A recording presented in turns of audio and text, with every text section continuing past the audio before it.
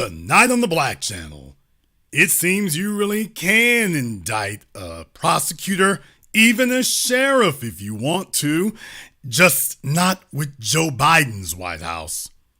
The Black Channel is live.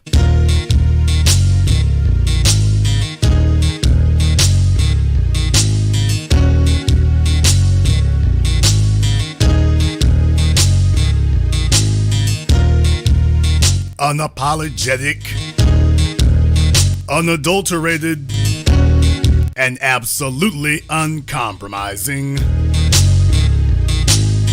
Greetings, brothers and sisters from around the world, and welcome back to the home, the haven, the stronghold, and the everlasting superfortress of intelligent black thought.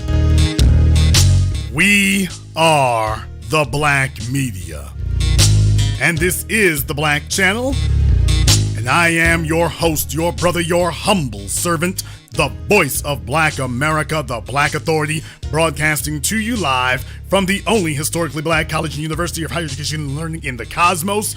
You are, of course, welcome to join us. And join us you shall, because on tonight's program here, I've been tracking these things for a minute because, that's what I do. And I'm seeing in various places here where, boy, I'm telling you, all of a sudden, if you want to indict, we're not just talking about police officers anymore. If you want to put police chiefs, sheriffs, prosecutors on the hot seat, everything that we've been saying the entire time, yeah, it can damn sure happen. It absolutely can happen. It just can't happen, apparently, at the federal level. Now that's where you reach the roadblock.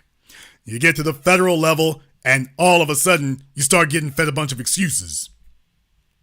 So what I really want to do here is I want to start with, Chicago. Let me go ahead and start here with Chicago. There's a story coming out of Chicago, as you know. Our favorite drunk uncle, Lori Lightfoot, lost the election, and no sooner than she loses the election, Police Superintendent Brown says that he's going to be resigning from the force. So you got two for there. However, right after that occurs, this story comes up out of Chicago. Right after that occurs, all of a sudden the story comes up out of Chicago. And you start asking questions like, well, man, why didn't this come up before? Why didn't somebody say something about this before? All very good questions. Don't have very good answers for you, but all very good questions.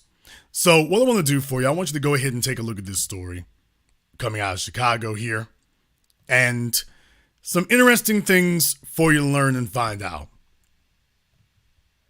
A 2019 video went viral showing a Chicago police officer body slamming a man. That man is suing and now accusing the city of withholding key evidence they were legally required to hand over. CBS 2's Charlie DeMar has this CBS 2 exclusive, and a warning, some of the video you're about to see may be hard to watch. They give us a flash drive with information on it that contains essentially a smoking gun document from the superintendent of police. This is the crucial document attorney Stephen Hart says the city of Chicago intentionally withheld for 3 years. Hart didn't even know it existed. Look what the they just did to this boy. Hart is suing the city. He represents Bernard Kirsch, who was slammed to the pavement in 2019 by Officer Gerald Williams. Now, that slam you saw is very prescient, and you'll see why. Who was slammed to the pavement in 2019 by Officer Gerald Williams, an MMA-trained fighter who's known in the ring as Bacon and Eggs. Everybody is fine, squad. Tell them to slow down. Nobody's hurt. Williams says he used the body slam because Kirsch spit and licked him. That's been the city's position. In court documents over and over again, they said that he acted perfectly appropriate. Attorneys for the city have defended Officer Williams, saying Officer Williams acted reasonably and in accordance with CPD directives when performing the emergency takedown. It's only after We called them out that they produced this document. This is really bad behavior. That so-called smoking gun, a 2021 letter from Superintendent David Brown to the Civilian Office of Police Accountability, or COPA, Hart says contradicts the city attorneys representing Officer Williams. Brown agreed with COPA's findings that Officer Gerald Williams used excessive force. Given the conduct of the officer, the amount of force used, and the manner in which force was used, CPD believes that the penalty should be more significant than 45 days. CPD contends that Officer Williams should be suspended for 135 days. It would be a stretch to suggest it was mere inadvertence. It couldn't be. It's the central issue in this case. This is a repetitive issue for the city. An independent investigation in 2016 of the city's law department recommended dozens of reforms after the department came under fire for its mishandling of police misconduct cases. Bernard Kirsch's case will go before a judge on Friday. So, all of a sudden here, you find out all kinds of things, and the police superintendent had a letter there that said, ooh, you know, we shouldn't have been doing this here. And years later, it comes to the surface. And the question here is anyone going to be prosecuted for this? Is anyone going to be prosecuted for covering up information? Because Chicago has a long history of this kind of thing. Chicago has a long history of this kind of thing. And when you take a look at that, that's a case you want to keep in mind. I bring that up because there's also another case out there in Chicago. You know, folks, MMA cops running around, throwing people around. You know, we got that. Absolutely. But there's another case in Chicago. There are not one, but two state attorneys, former state attorneys there in Cook County, two who have been indicted for wrongdoing. Now, it's one thing if you only got one. I suppose you could be having an obtusely bad day or an obtusely bad year. I suppose you could be. But when you got two, yeah, this is a little bit more than a coincidence at this point here. This is business. This is the way business gets done around this place, apparently. This is the way it gets done. And I'm bringing this up because they've actually been indicted, but when you get the details about exactly what happened, that's when you start shaking your head and saying, okay, something's wrong here.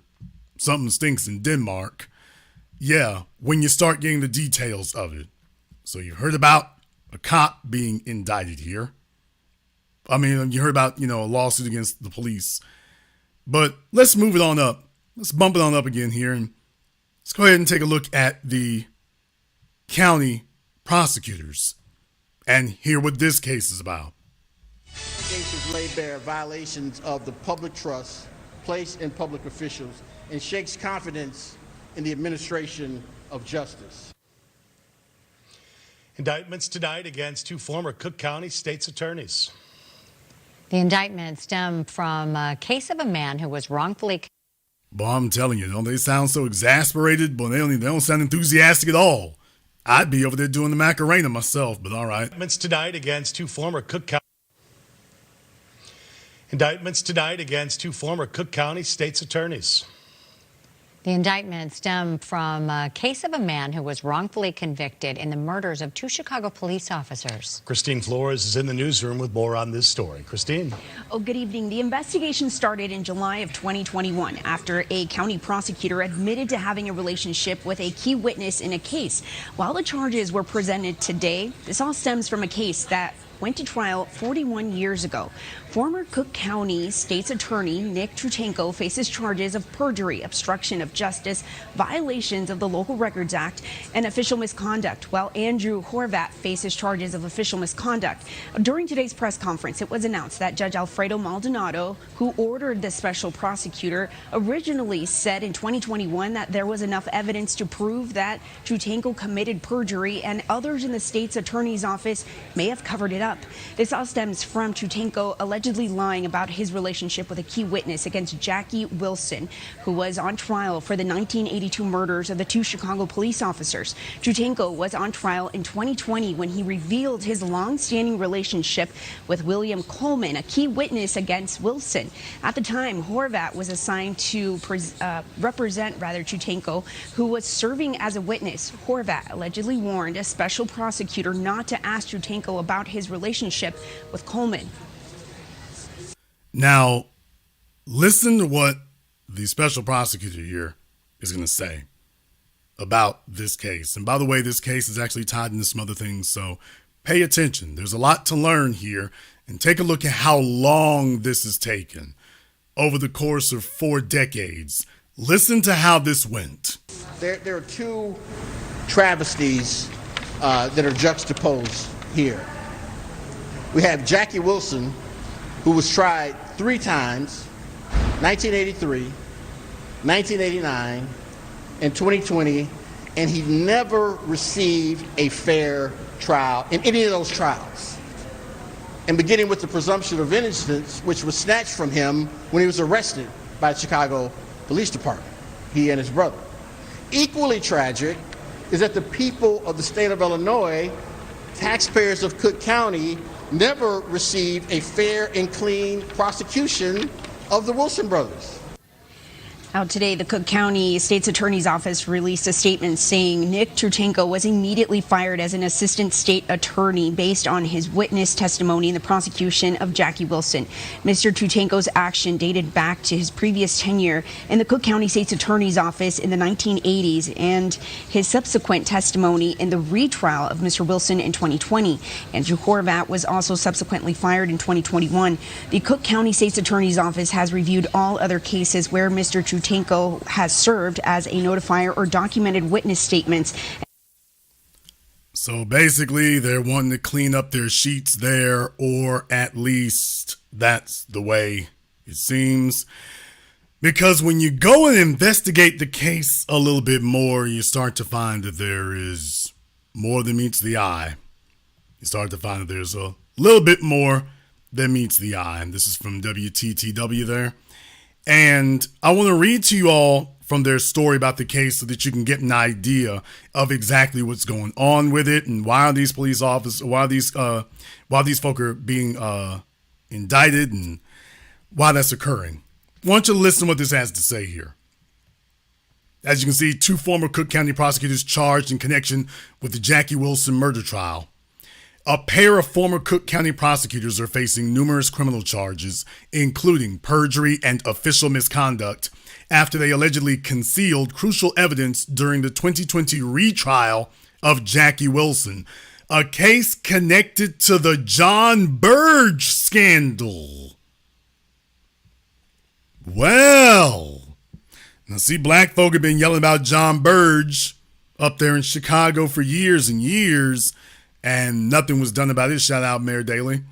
Nothing was done about it. Shout out Ramon Rahm Emanuel, to be totally honest. They're still just sitting up here piddling around. But folk were talking about this for some time. And we're talking about this for some time. And now you're hearing John Burge's name coming up here, which means they're still cleaning up behind that. They go on to say, Special Prosecutor Lawrence Oliver on Wednesday announced a 14-count indictment against former Assistant State's Attorneys Nicholas Trutenko. Let me go ahead and put Trutenko's picture up here. So you saw him in the story. They didn't even label it, so you know who the hell they're talking about. But that's former prosecutor Nick Trutenko. And Andrew Horvat, following the botched prosecution of Wilson. Now wait till you hear some of the details here. Who was facing his third trial for the 1982 murders of police officers William Fahey and Richard O'Brien. Tretinko is facing charges of perjury, obstruction of justice, violation of the Local Records Act, and official misconduct, while Horvat faces multiple counts of official misconduct. Quote, these allegations lay bare violations of the public trust placed in public officials and shakes confidence in the administration of justice, Oliver said, while announcing the charges inside the Layton Criminal Court building. The new charges are the latest chapter in a case that dates back more than 40 years. Wilson has claimed that he was repeatedly beaten and electroshocked by Burge, the notorious Area 2 police commander, and others working under him as they demanded a confession for the murders. Wilson was tried, convicted, and sentenced to life in prison for the murders in 1983.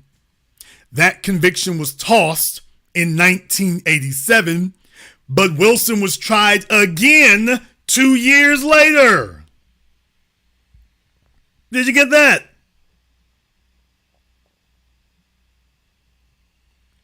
Did you get that?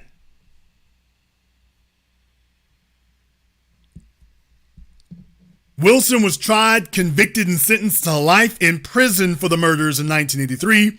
That conviction was tossed out in 1987, but he was tried again 2 years later.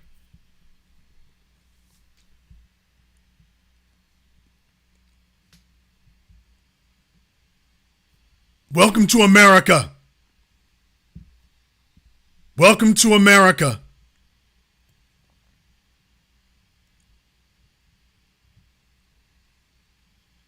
It goes on to say that according to a lawsuit Wilson filed in 2021, during the 1989 trial, prosecutors and police continued, quote, fabricating additional false evidence and withholding exculpatory evidence.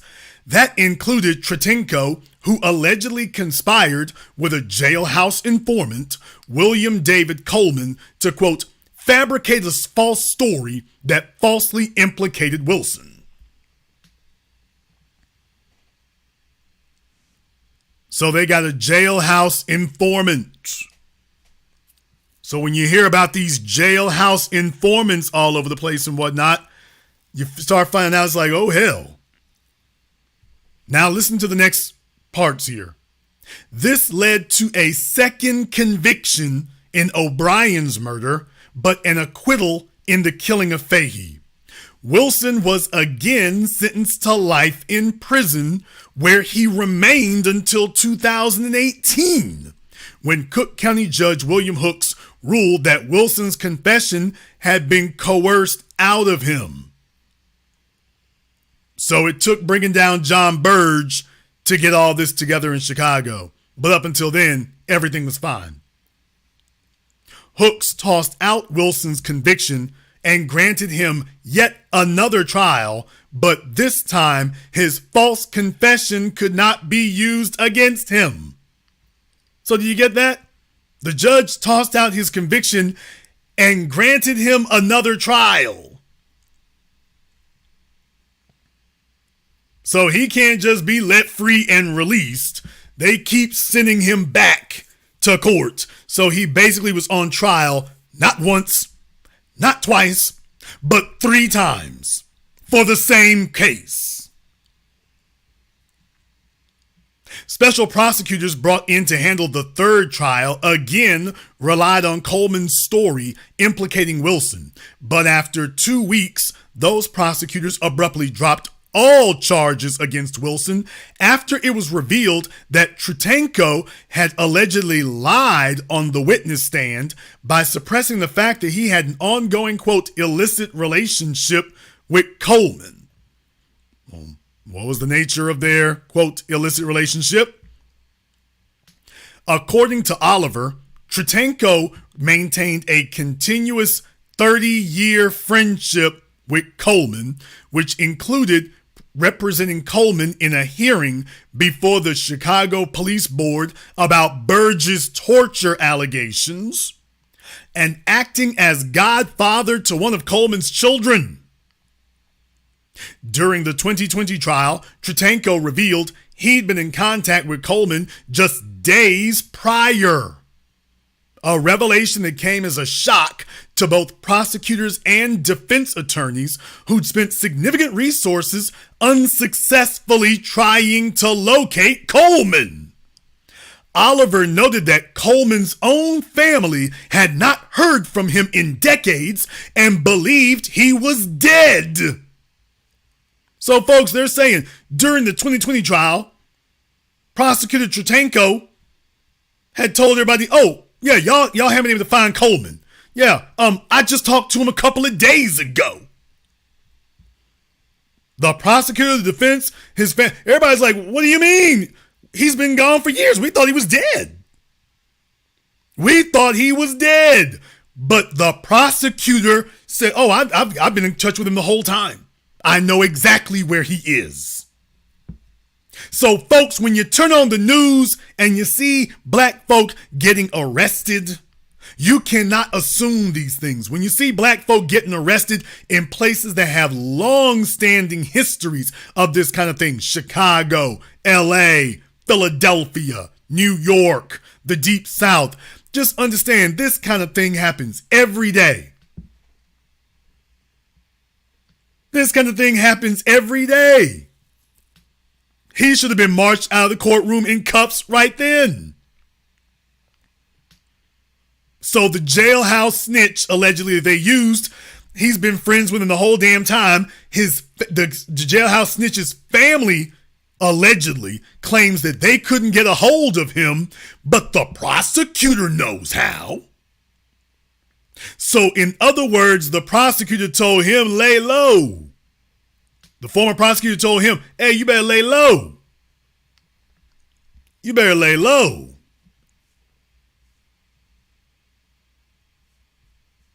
Apparently, there must have been too much evidence out there because he had to admit, by the way, oh, yeah, I just talked to him a couple of days ago. And his family's like, for real? Because we thought he was dead. Oh, no. I got him right here on my cell phone. Yeah, I talk to him every couple of days. Make sure he's good.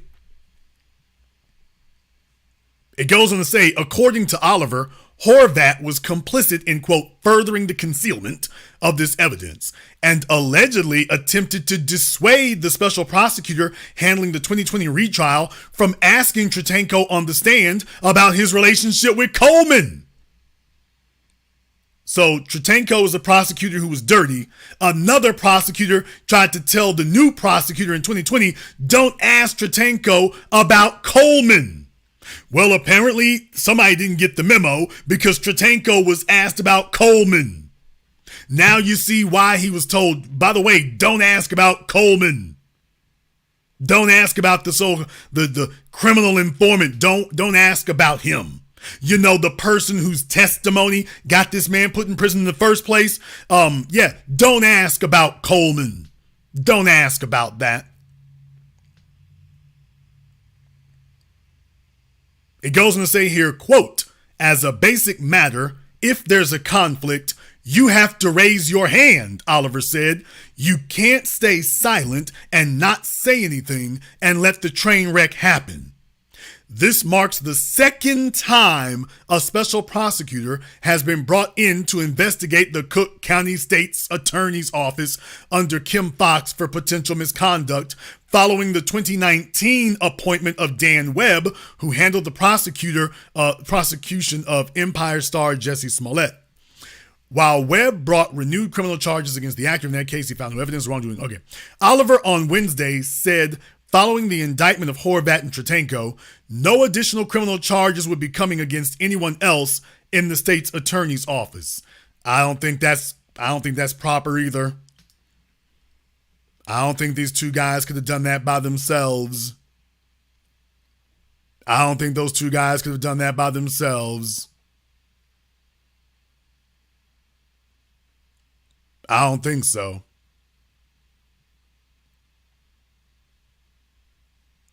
I don't think so. Fox's office in a statement noted Tritenko was immediately fired in 2020 based on his witness testimony, while Horvat was fired in 2021. The state's attorney's office said that following a review of all other Tritenko cases, quote, found no other incidents of misconduct. No other incidents of misconduct. So that's what I'm telling you all right now. That's an issue right there. That's an issue right there.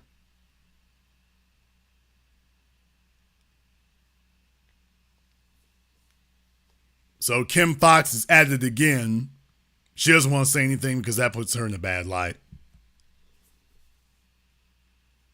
She doesn't want to say anything because that puts her in a bad light.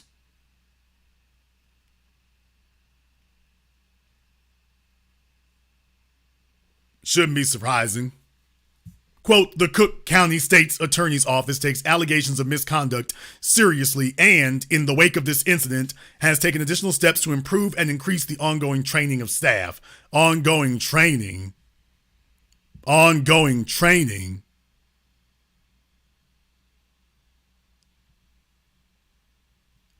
Ongoing training. So they're telling you it's a training issue. Ongoing training. That's Kim Fox. That's Kim Fox.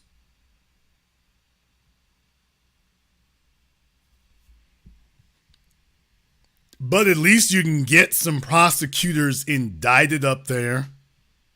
At least you could do that. Better late than never, I suppose, but at least you can do that. They only put the man on trial 3 times. They only put the man on trial 3 times. They only gave him 3 whacks at him. Allowed it to keep going around, and you're telling me they pulled that off single-handedly? Hell no, you're supposed to have the whole office marched out in handcuffs, and they're supposed to be facing life sentences. He certainly was.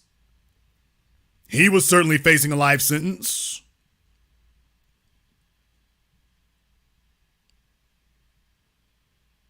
But we're going to move away here now. We were sitting in Chicago.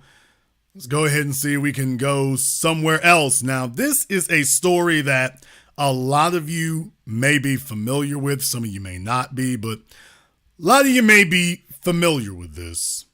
You might be familiar with this. And this is a story here about the Clayton County Sheriff.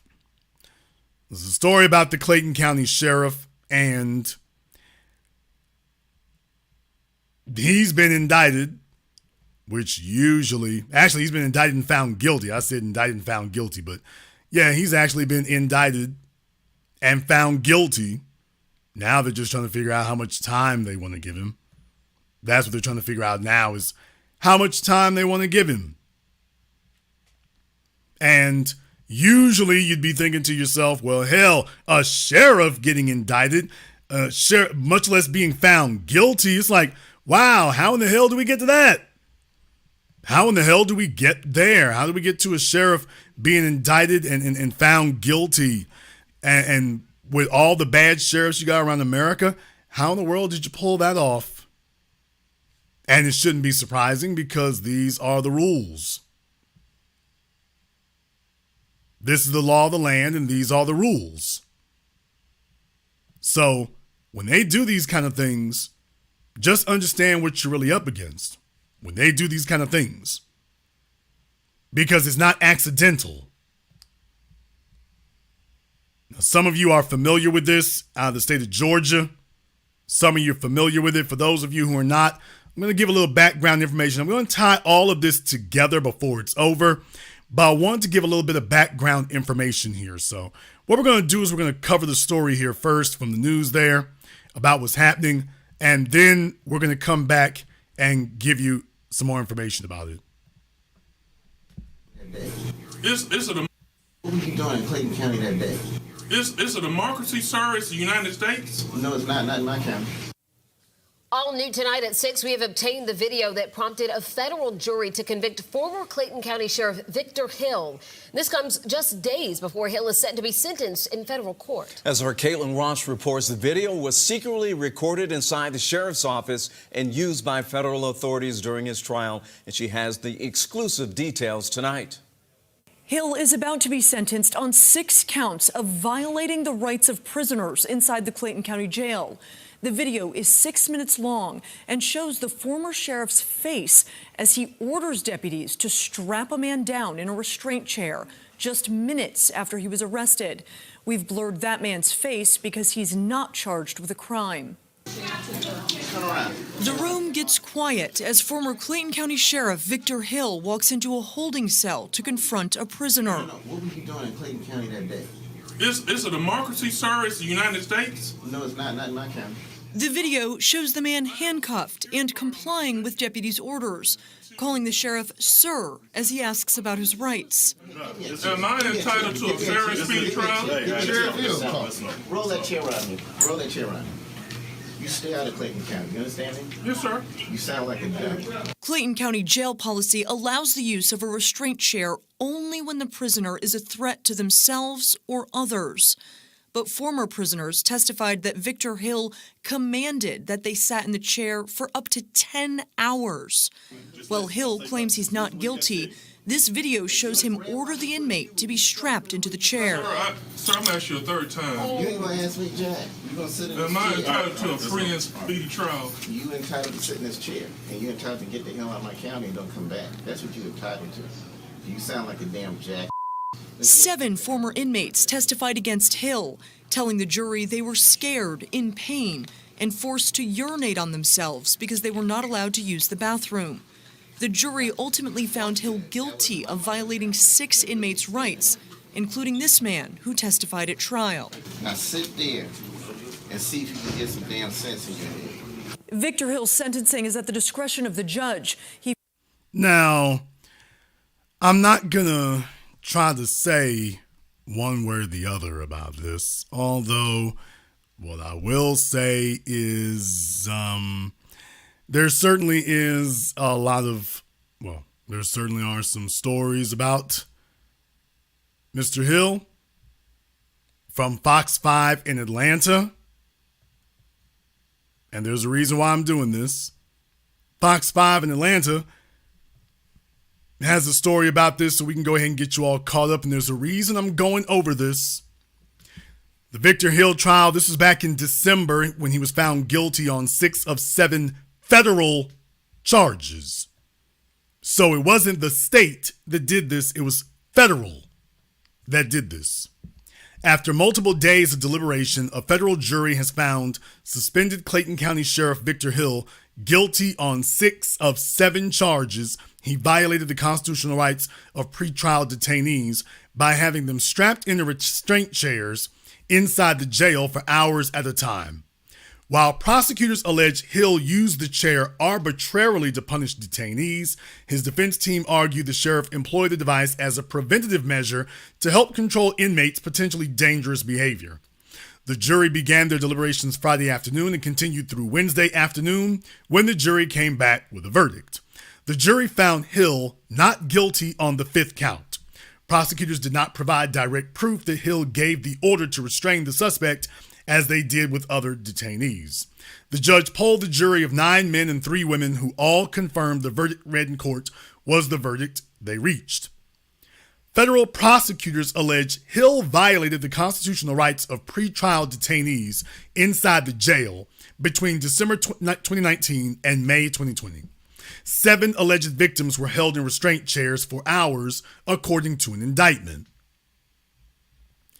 Even though they're telling you, by the way, we may or may not have all the evidence we need. The U.S. attorney who indicted Hill, Kurt Erskine, said the sheriff harmed detainees and affected public trust in law enforcement. The indictment claims Hill violated his own policy that a restraint chair can be used for a violent or uncontrollable person to prevent injury or property damage if other techniques don't work, and that the chair, quote, will never be authorized as a form of punishment. The indictment alleges a deputy arrested a teenager accused of vandalism in 2020, and the deputy texted Hill a photo of the teen in a patrol car. Quote, "How old is he?" Hill texted, according to an indictment. 17, the deputy responded. "Chair," Hill responded. Hill is accused of calling a landscaper who had a dispute with one of Hill's deputies. The indictment says he instructed the deputy to take out a warrant for harassing communications. Hill allegedly sent a fugitive squad to try to arrest the man on the misdemeanor charge, the indictment says. The man hired a lawyer and cooperated with jail staff before Hill ordered him placed in the restraint chair, the indictment says. A man arrested in May 2020 for speeding and driving with a suspended driver's license was also strapped into the restraint chair on Hill's orders, according to the indictment. A sheriff's office employee then put a hood over the man's head, and he was hit twice in the face, causing him to bleed, the indictment says. Some people were left restrained so long they urinated in the chair, the indictment says. Okay, you keep saying the indictment says. Switch it up. Governor Brian Kemp suspends Victor Hill. In an executive order, Governor Brian Kemp suspended Hill from office pending the outcome of a federal case against him. The governor appointed a review commission on May 19th to comb through the federal indictment and decide whether the charges related to Hill's duties as sheriff would negatively impact his ability to carry them out. Hill pleaded not guilty to the charges in the indictment. A Fulton County Superior Court judge denied a request to override the governor's suspension. Hill's defense team said the detainees had exhibited violent or uncontrollable behavior before they arrived at the jail, or displayed what Sheriff Hill called, quote, pre-attack indicators that showed they could act out. Lawyers for the suspended sheriff said the charges are politically motivated. Two former jail detainees testified that deputies kept them in restraint chairs for hours, causing them to urinate on themselves while they were bound. One of them testified it, quote, felt like torture. Drew Findling, one of Hill's lawyers, cross-examined both men about inconsistencies between their trial testimony and what they had previously told investigators. Findling noted that one man told the FBI he had been knocked unconscious as police tried to arrest him, but stated in court that he was faking. The defense attorney also questioned one of the detainees about their account to the FBI that the state trooper who pulled him over had been rude and uncooperative.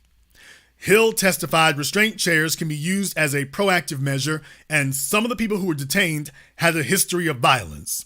If they suffered pain, that was not the intent, Hill said. Hill was the key witness as the defense presented their case. Defense attorney Marissa Goldberg walked Hill through the circumstances of each alleged victim, and he explained why he decided to put them in restraint chairs. Prosecutors, however, argued that none of the detainees were exhibiting that behavior during their time in jail and did not pose an active threat at the time they were put in chairs. Folks, I want you to understand, will you please explain to me, when was the last time that you saw a white sheriff indicted by the feds and convicted? I'll wait.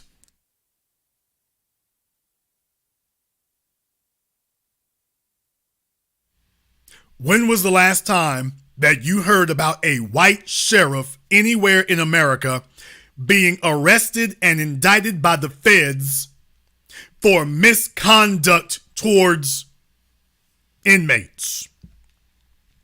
You got a prison in Mississippi where they dropping like flies and the feds haven't indicted anybody. But Joe Biden has figured out a way to do this. Hell, you got them dying in jails in Georgia, and yet not a whole lot going on until you found the right one to get. That's my point. And if you didn't live in Georgia, you wouldn't know that was the case. If you didn't live in Georgia, you wouldn't know that was the case.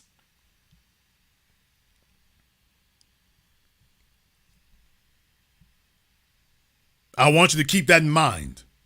If you didn't live in Georgia, you wouldn't even know that was the case. Think about that for a moment. Think about that for a moment.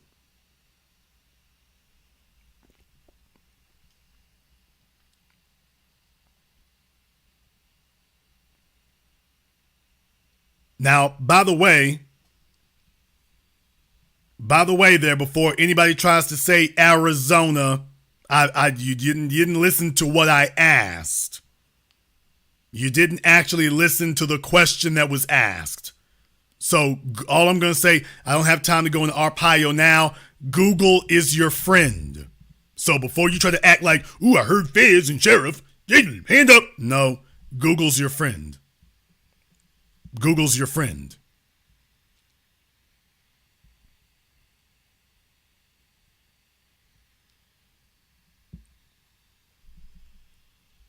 Now, there are some things here. There are some things.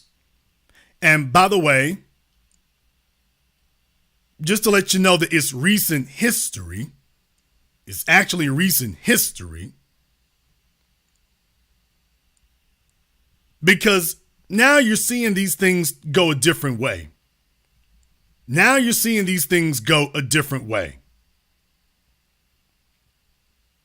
By the way, there are folks in the chat room saying all kinds of erroneous things. So anybody reading this later, just understand they're completely wrong about that. They're not listening to what I said. They're talking about deputy sheriffs. I said a sheriff.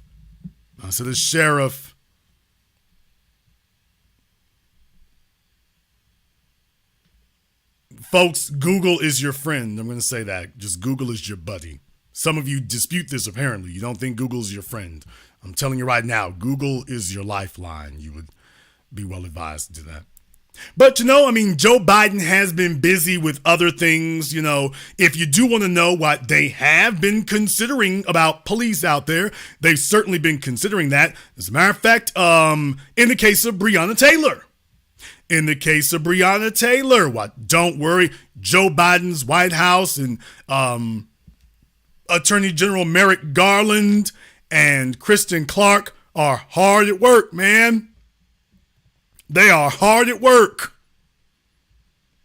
Boy, I'm telling you. They are hard at work. They are on the job. I know some of you might have thought this was, no, they ain't doing nothing. Oh, yes, they are certainly hard at work. First, they're sweeping Emmett Till under the rug, and now they're like, hey, we'd like to go for a twofer here. We'd like to go for a twofer. This coming from Channel 11. Go ahead and turn the volume up for that. An indictment on Metro Police, Metro government, and our community. A 2-year investigation by the U.S. Department of Justice ending right in Metro Hall with a tough look in the mirror on racism, discrimination, and unfair policing. Hello, everyone. Here tonight at 6, I'm Doug Proffitt. U.S. Attorney General Merrick Garland and his team flying to Louisville to make the announcement in person, alongside Mayor Craig Greenberg and Interim Police Chief Jacqueline Gwen Villaruel. These are the major findings from this lengthy report. LMPD using unnecessary and excessive force. This includes unjustified neck restraints and the unreasonable use of police dogs and tasers. They also discovered LMPD conducts searches based on invalid warrants, including unlawful search warrants without knocking or announcing that they are the police, like the warrant that led to Breonna Taylor's death. The report also detailing unlawful stops, searches, and arrests of people during traffic and pedestrian stops. Now, all of those findings, they say, happen to black and white people across Louisville and those with mental disabilities. In blunt language, the DOJ just says we discriminated against black people in the police department and violated the rights of protesters engaged in protected speech. The report also detailed 36 recommendations to address the root causes of these violations. You can see some of them here. These are some of the top ones. Enhancing use. I'll take it from here, Johnny. Enhance use of force policies, reporting and review procedures. Enhance them.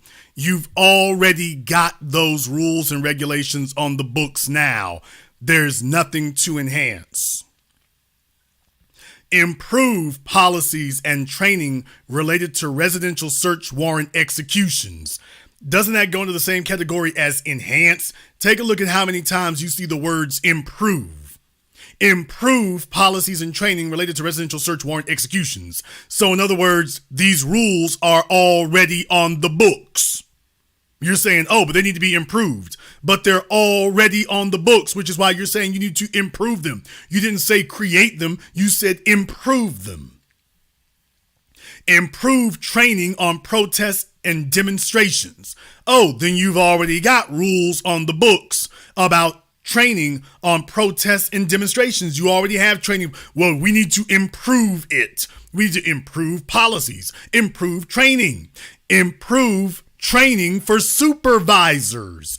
Isn't the whole point of having supervisors that you don't need to train them? Isn't that the whole point? Improve officer health and wellness programs. That means they're trying to blame it on anger management and not white supremacy. Improve policies and training on responding to allegations of sexual assault and domestic violence.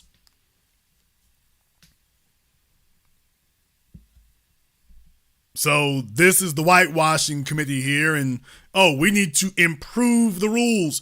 The rules are already there. Why are you not enforcing them? Use of force policies, reporting and reviewing procedures, improving policies and training, and create a better training process for responding to sexual assault and domestic violence. Louisville will now start negotiating the terms of a federal consent decree, federal oversight of Metro Police to correct the issues. We begin tonight with Isaiah. Now, did you hear that? He said that Louisville will start negotiating. Oh, they're going to start negotiating this with the feds, allegedly. Negotiating it. But you notice what they're not saying? Oh, no, we're not arresting anybody. No arrests, no prosecutions.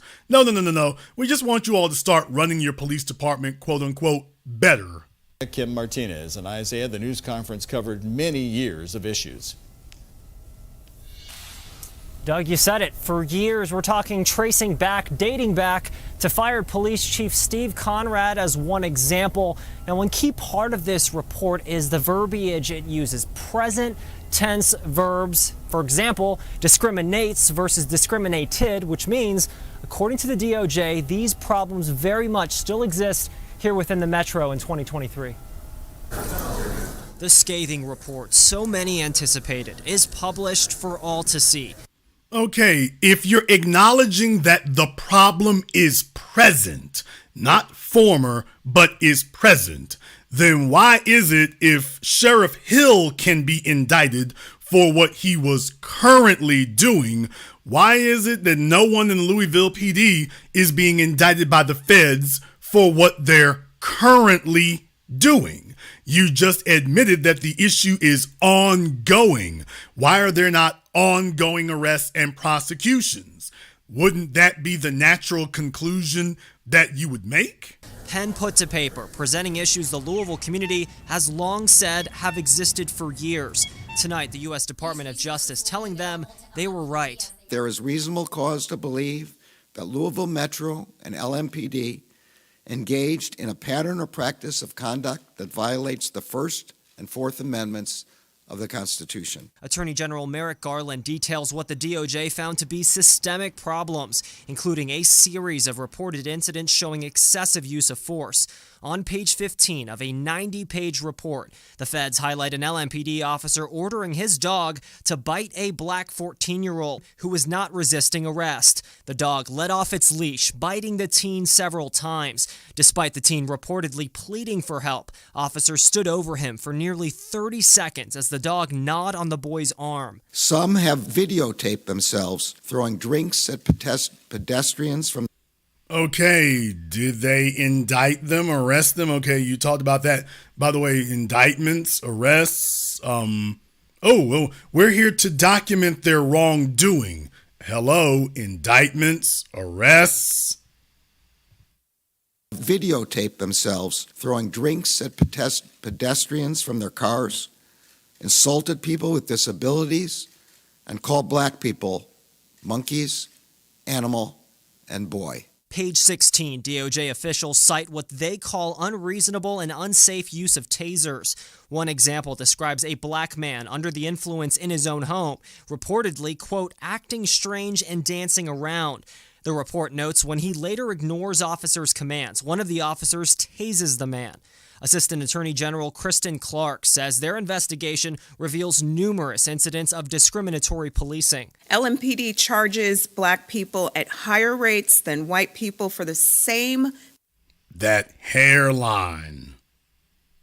That Klingon hairline. My folks from the Caribbean, we gotta talk for a minute. That Klingon hairline. And of course, Kristen Clark is only one of the mammies on duty during this press conference. She's only one of them. And of course, she's the usual suspects. Why, every case that's come ahead of her, every time you question her about that Emmett Till, for example, they sent her out. She was one, and he's dead. Carolyn Clark, and no autopsy, no foul. Forget about that. We're not worried about it. Incidents of discriminatory policing. LMPD charges black people at higher rates than white people for the same misdemeanor offenses. This pattern of racial discrimination fuels distrust. The findings are wide-ranging, detailing incidents involving white citizens too. Page 13, a white man is pulled over for speeding and DUI. The report says when the driver doesn't immediately agree to a breathalyzer test, the officer takes hold of him, pushes him down onto the grass, and later grabs and squeezes his throat. Mayor Craig Greenberg citing this as just one of the many infuriating. Okay, did you hear that garbage there? See, this is why they sent their little hairless mammy. To sit up here, and after all those years of Kristen Clark sitting her bald ass on Twitter talking about what she would do if she were ever in the position. Well, she's in a position now, and she's just towing the line and doing nothing. You heard the difference there. So you have a 14-year-old black child, 14-year-old child, who literally gets the dogs sicked on him. Literally. You have a black man in his home who gets tased and falls flat on his back.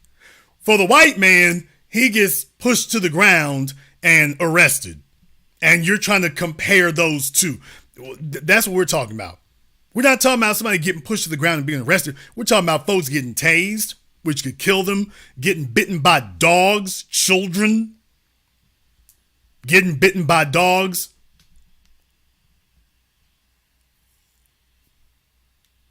And they've gone ahead and marched her out there, hairline looking like a hijab, and she's going to tell us about, well, let me give you the details. Okay, you haven't given us any of the details about what we're going to do.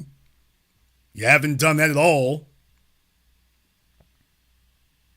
People for the same misdemeanor offenses. This pattern of racial discrimination fuels distrust. The findings are wide-ranging, detailing incidents involving white citizens too. Page 13, a white man is pulled over for speeding and DUI.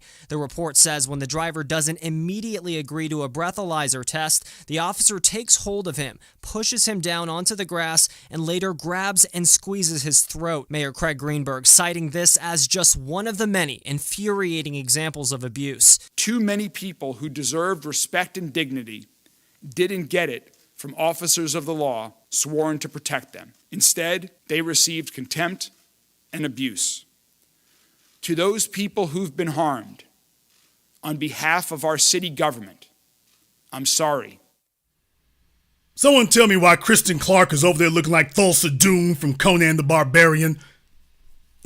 Correction, Thulsa Doom, I'm taking a look right now. Thulsa Doom's hairline actually comes down to the front of his head, so Thulsa Doom's grandfather, I don't know. This man said, I'm sorry. Okay, hello, indictments. No word on any indictments. Nothing at all. Okay, fine. Press conference the for nothing. DOJ says LMPD officers routinely use force when no threat is posed to them. Instead, simply doing so when people do not immediately follow their orders or challenge their authority. Interim Police Chief Jackie Gwen Bilow-Royale making a pledge. Our officers are committed to upholding the Constitution with honor and distinction. Now, y'all are going to just say I'm mean. Folks, her whole face is painted on. Them eyebrows came from the Crayola people. The hairline looks like it was stitched in place by the My Little Pony folks at Hasbro. I'm not trying to diss nobody. I'm just saying, obviously the criterion is Mammy's on parade. That's the problem. So I guess you can't get a job around here if you got your real hairline. I guess you can't. I guess they're only getting people who get their hair sewed in, black women who get their hair sewed in. Only black women. If you're a black woman who can actually go see a beautician, we don't want to fool with you. If you're a black woman whose hair can actually take a perm, well, we don't really want to see you. Not really.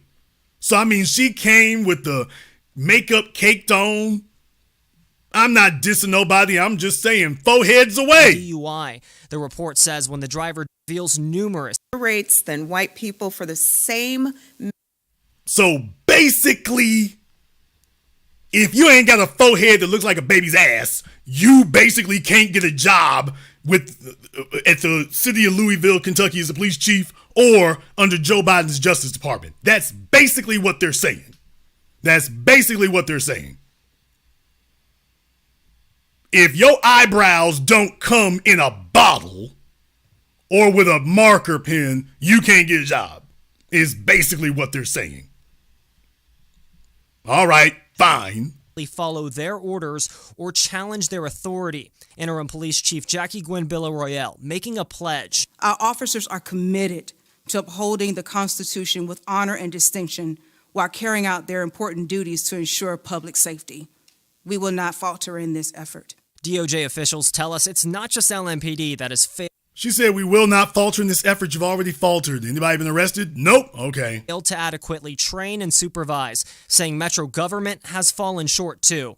Ultimately, the principal agreement for a consent decree has been made, meaning the city will soon be under federal watch. The hope is this will ensure accountability and make for a more equitable Louisville in the future. They will be under federal watch. Under federal watch by whom? By Kristen Clark, who never saw a white cop she couldn't let off. So Kristen Clark is going to be in charge. Is that what it's going to be? Is that what it's going to be? So Kristen Clark, that's okay for her. She doesn't have to do anything. She doesn't have to do anything there. So, okay, just go ahead and do what you're going to do. Because after the Emmett Till situation, you could tell where everything was going from here.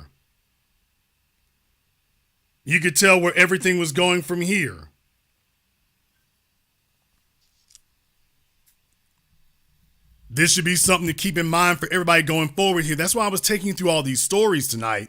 Yeah, you might be able to get somebody indicted. Hell, you might be able to get a sheriff run in, but it's only going to be under certain circumstances.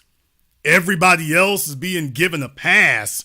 When you start going after systemic white supremacy, all of a sudden they're telling you what you can't get and can't do. All of a sudden they're telling you what you can't get and can't do. What you won't be allowed to do. That's not accidental. So if you got a strong enough force, you might be able to get John Burgess people arrested, the prosecutors indicted 30, 40 years later. And I want to give you all a very brief reminder. The reason why you come here, and this is the black media, the reason why you have to come here for this is you'll all remember when we were talking about Darren, when you were talking about the killing of Mike Brown. And what was his name? Darren Wilson. When you're talking about the killing of Mike Brown, you'll remember what folks were saying. Why, you can't indict a prosecutor for misconduct, remember? Remember they were saying that then. The news media, the cable TV outlets, jackasses on Twitter, they were all saying what you couldn't do. Remember? They all swore up and down, you can't indict the police, you absolutely cannot indict a sheriff, and it is physically impossible to indict a prosecutor for wrongdoing. It's physically impossible, remember? And then I had to remind people at the time, well, wait a minute, Mike Nifong, they were very easily able to disbar and indict Mike Nifong, a sitting prosecutor. They were willing to do that. Oh, but it was a black woman who apparently wrongfully accused 3 white men. So, oh, well, yeah, we can get that taken care of quick, fast, and in a hurry. But these same people turned around the news on cable TV, on internet, and told all of us what can't be done to a prosecutor. You can't do that. It's too difficult. It would take extraordinary circumstances. You can't just indict a prosecutor. Mike Nifong, okay, here, hold this your sentence. See, these are things that they pull on us. These are things that they tell us, not because they are true, but because they're giving you the I'm white and I say so treatment. Not because it is true, not because it is factual, not because they believe it. Understand what it means. What it means is that when you ask a question, the answer is always to be no. Doesn't matter what it is you're asking it about. If you demand justice, if you say there's a problem, the answer is always no. There's no problem. There's nothing that can be done. You need to leave it alone. Meanwhile, John Burge, they're cleaning up messes from 40 years ago. And you're just now getting around to arresting the prosecutors for crimes that they committed back in the early hip hop days, or the late MTV hip hop days in the 80s. You're just now getting around to indicting them for things that they did during the George H.W. Bush administration. 40 years later, 30 and 40 years later, that's not accidental.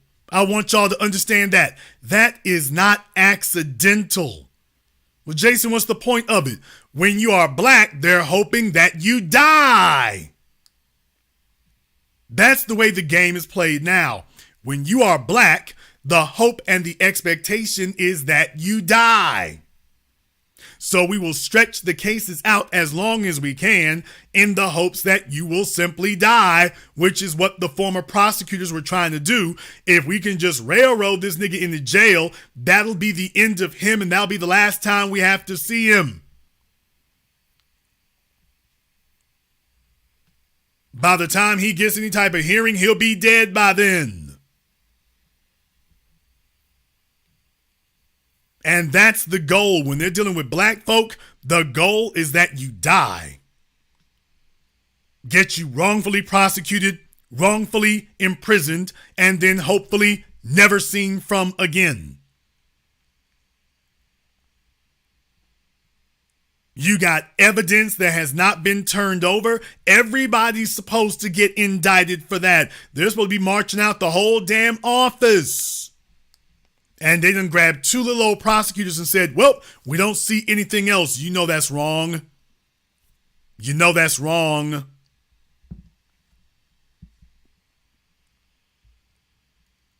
There's sheriffs all over the place who are violating black folks' rights for breakfast, lunch, and dinner. And yet, whether it's Florida or Georgia, for the violation of the rights of black inmates,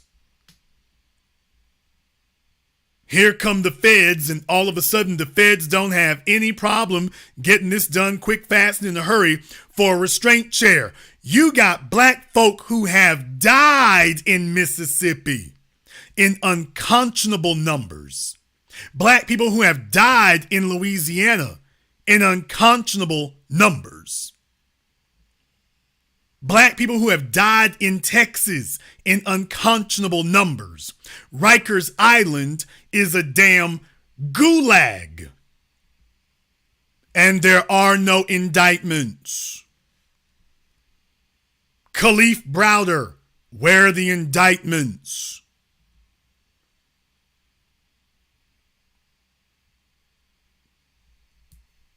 You got a black sheriff sitting up there for putting folks in a restraint chair. Meanwhile, his white counterparts are killing people. They're killing people.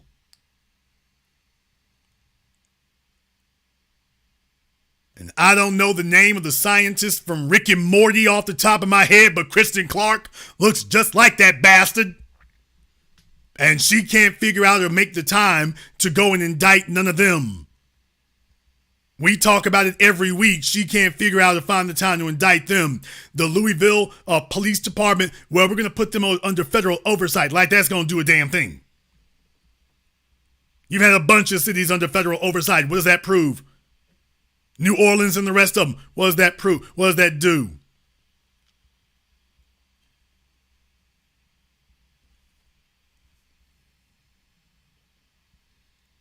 So the goal here, as we're moving towards Biden's re-election, he's sending out his tap dancing mammies to try to run interference, and so they can start saying, "Ooh, look, we did thing here.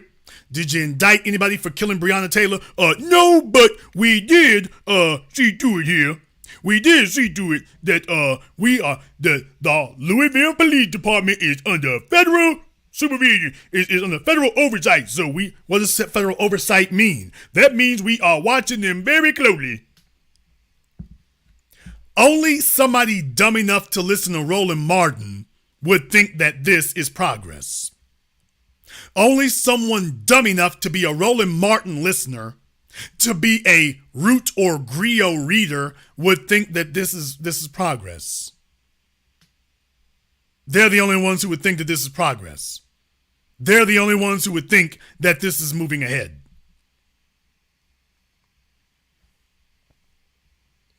So you've got to have me to sit here and point this out to you that, by the way, yeah, Biden's Justice Department is hard at work, y'all. They're hard at work. They're hard at work. They're letting white cops off the hook with a hand slap, and they're putting whole sheriffs in prison. They're putting black sheriffs in prison and letting white cops off with a slap on the wrist. So if you're going to get anything done, it's got to be done at the local or the state level, because Biden, he's got his mammies on deck at the feds. They're like, oh, don't worry. Ain't nothing resembling justice will get by here. Go see if you can go get Roland to rally around some of the church folks and see if you can get them to co-sign this. But what they're not doing is showing you any type of equitable treatment. Now, that's what they're not doing.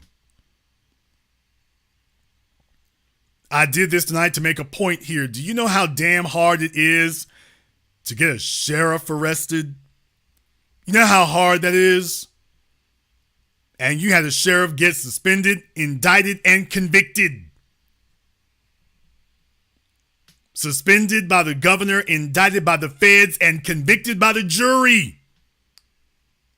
And meanwhile, black folk are wrongfully convicted and killed all over America. Where shouldn't they be having a sheriff be arrested and indicted and convicted every week? It isn't because there hasn't been a crime committed. It's because this is the policy of America. You can't have something like this as this obviously lopsided and it's accidental. This is the plan. This is all part of the plan. And I wanted to take this moment to show you how that's working. We're getting some things done at the local level, but where at the federal level is we going to go to the feds and get something done. Man, look here. You haven't looked at who the hell's in that White House. You haven't looked at who the hell's in that White House.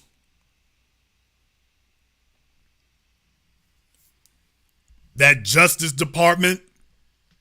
I got some folks who don't like what I'm saying and whatnot because they trying to have some damn fraternity or sorority kinship. Man, let me tell you, if you are a black woman in America and you are getting the damn Tom and Jerry bullcrap beaten out of you, Kristen Clark is going to be first on deck to say, well, I don't really see what happened wrong. I mean,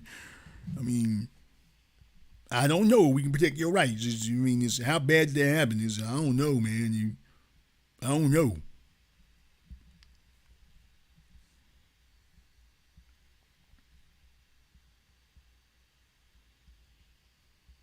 However, you might feel differently. Therefore, the telephone lines are now open.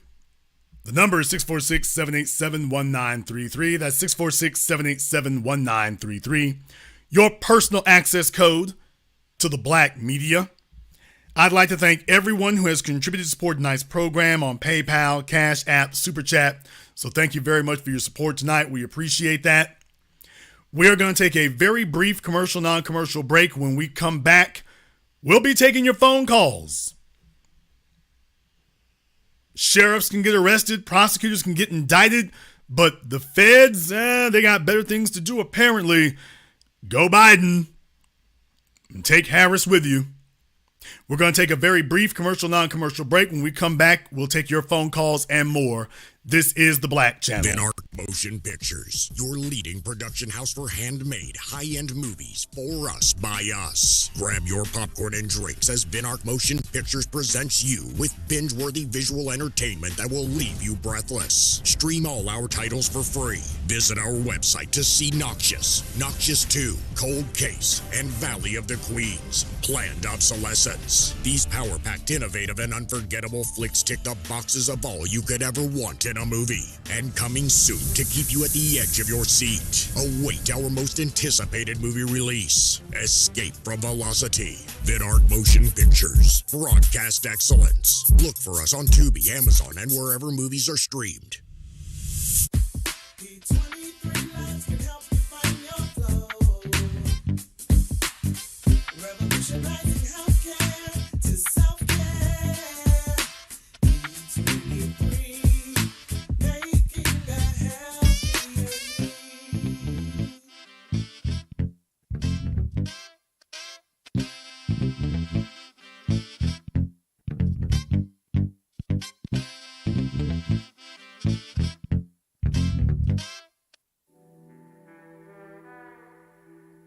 Order yours today to experience all the benefits of Ash Kickin' Natural Body Butter. With skin so smooth and soft, you'll thank us for it. Shop Ash Kickin' online. That's ASHKICKIN.com.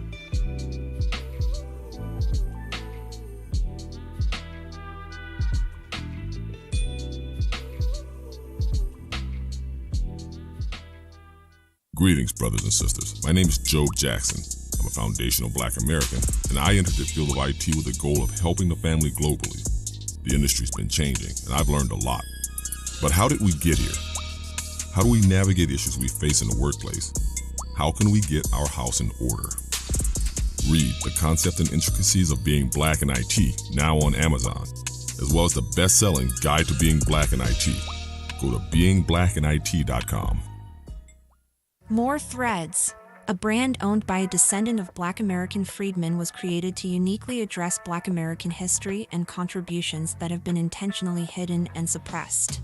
Use their apparel and more to learn and share the Black American history of Black inventions, heroes, towns, Black business districts, and more. Sign up and support not only a Black-owned business, but a movement at www.morethread.co. Hi, this is Brenda Starr, creator of Poetry with a Purpose and author of the book Pressed But Not Crushed. Press But Not Crush is an anthology of political poems that address current and historical issues in American descendants of slave population and African American population. The book describes slaveries and its residuals, Jim Crow segregation, social depredation, and other relevant issues to American descendants of slaves and African Americans, including the current political climate that does not address our issues. This is The Black Channel. I am your host, your brother, your humble servant, the Black Authority. Very glad to be with you all here this evening.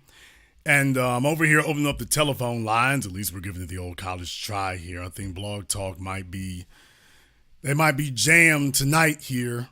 So might be because we got too many people trying to get through. They might be jammed tonight.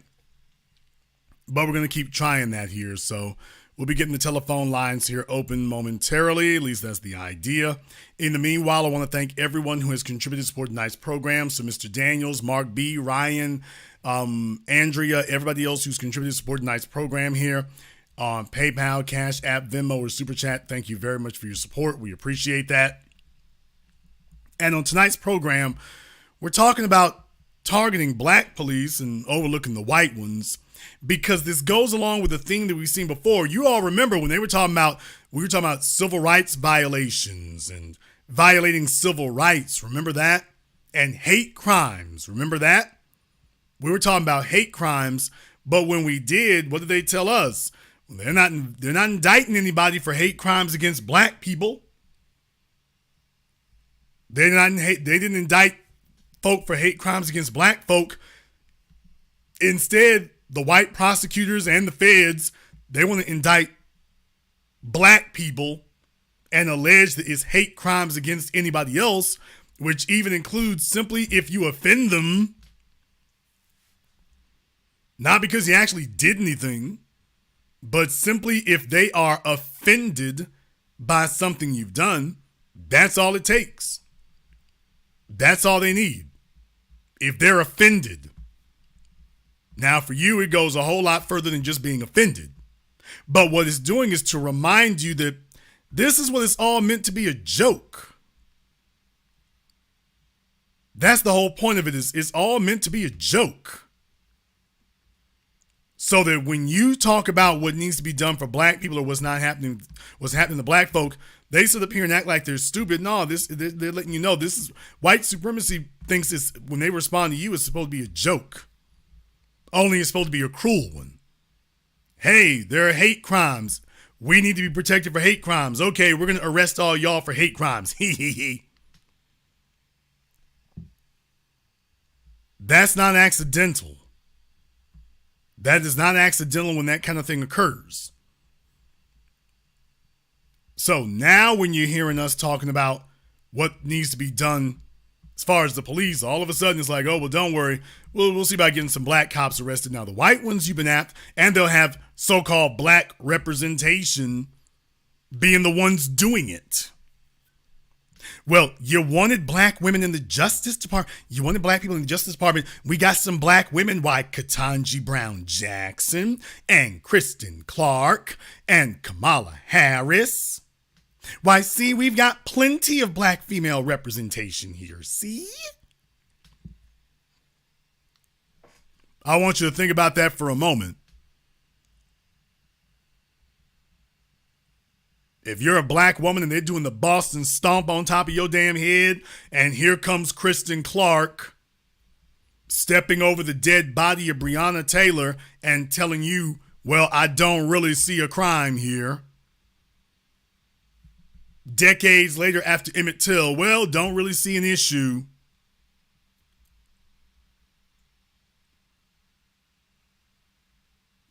That's not accidental. When folk do things like that, they're letting you know, hey, this is the policy and this is the plan.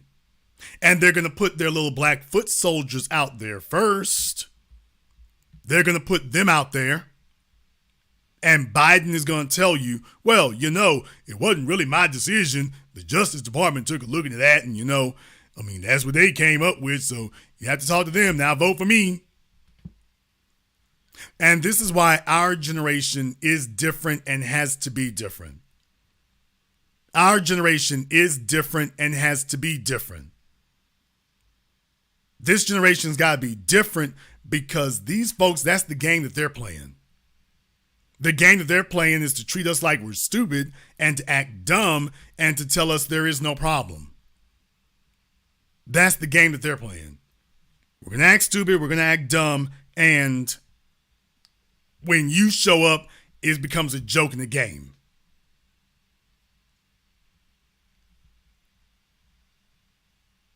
We spent the better part of the last decade being told what could not happen on our behalf. Now all of a sudden you see it happening. And I'm not saying that those are the good guys either, by the way.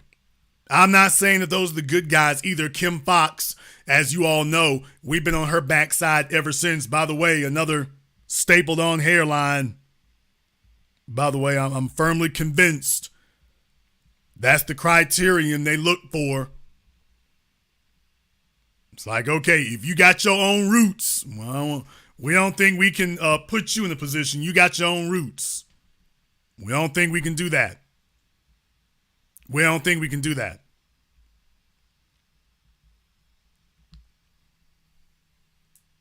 And some folks here have not liked that tonight, what I've been saying. Let me explain to you something here. I don't really care about that, to be totally honest. I don't care if that offends you or not, because let me be very, very clear. Kristen Clark is not deserving of respect at this point. Kristen Clark has been an advocate for LGBT, illegal aliens, everything else. When it comes to black folk, she becomes an advocate for the white police and white supremacists like Carolyn Bryant. All of a sudden, she becomes an advocate for them. She becomes an advocate for them all of a sudden.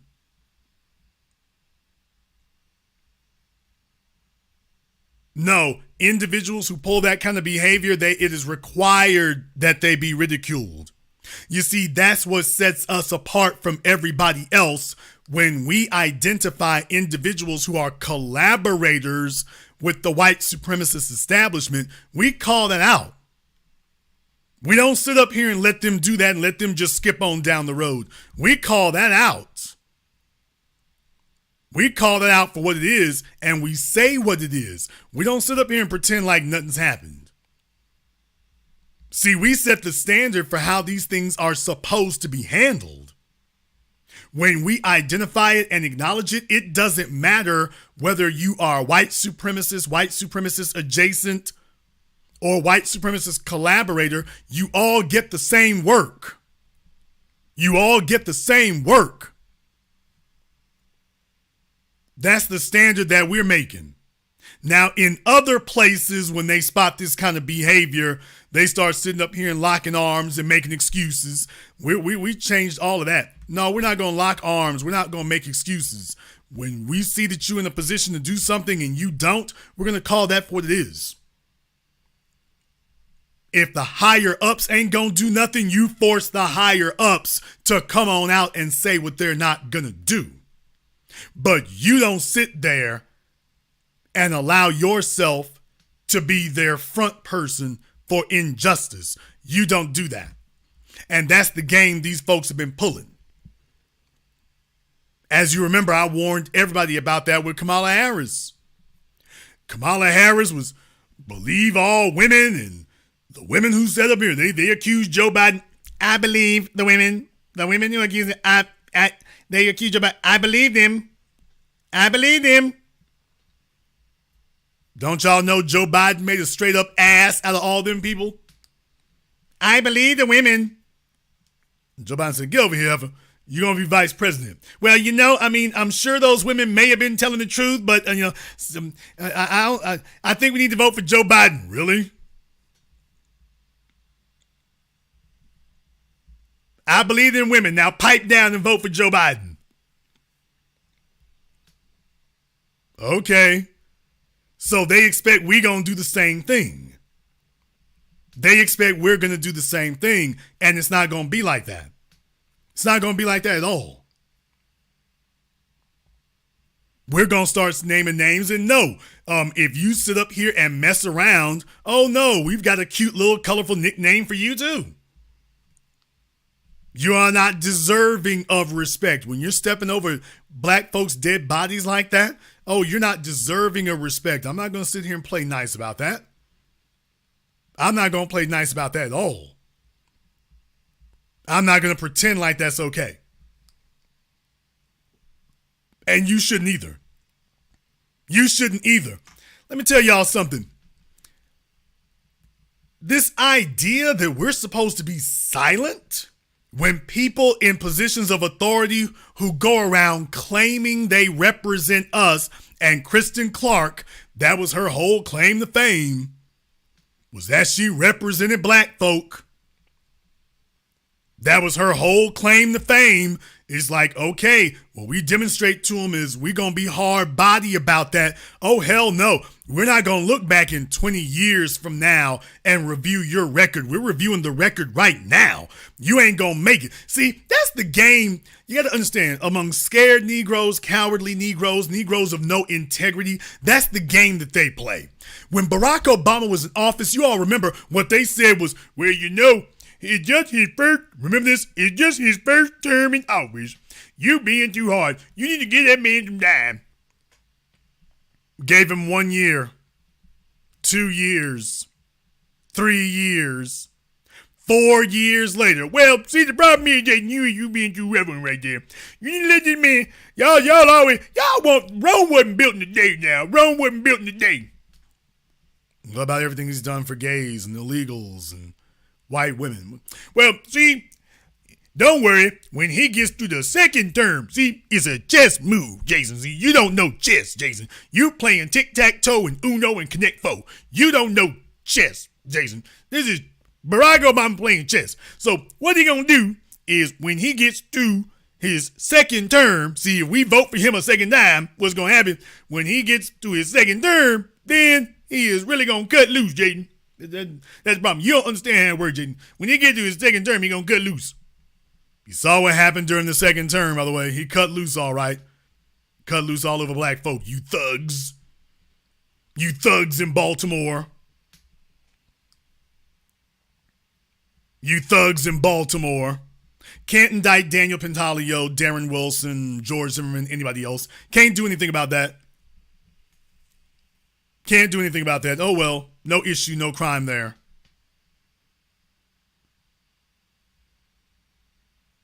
And if you'll remember, we didn't wait till the second term to start calling Obama out, remember? We didn't wait until the second term to start calling Obama out. We started calling him out during his first term in office.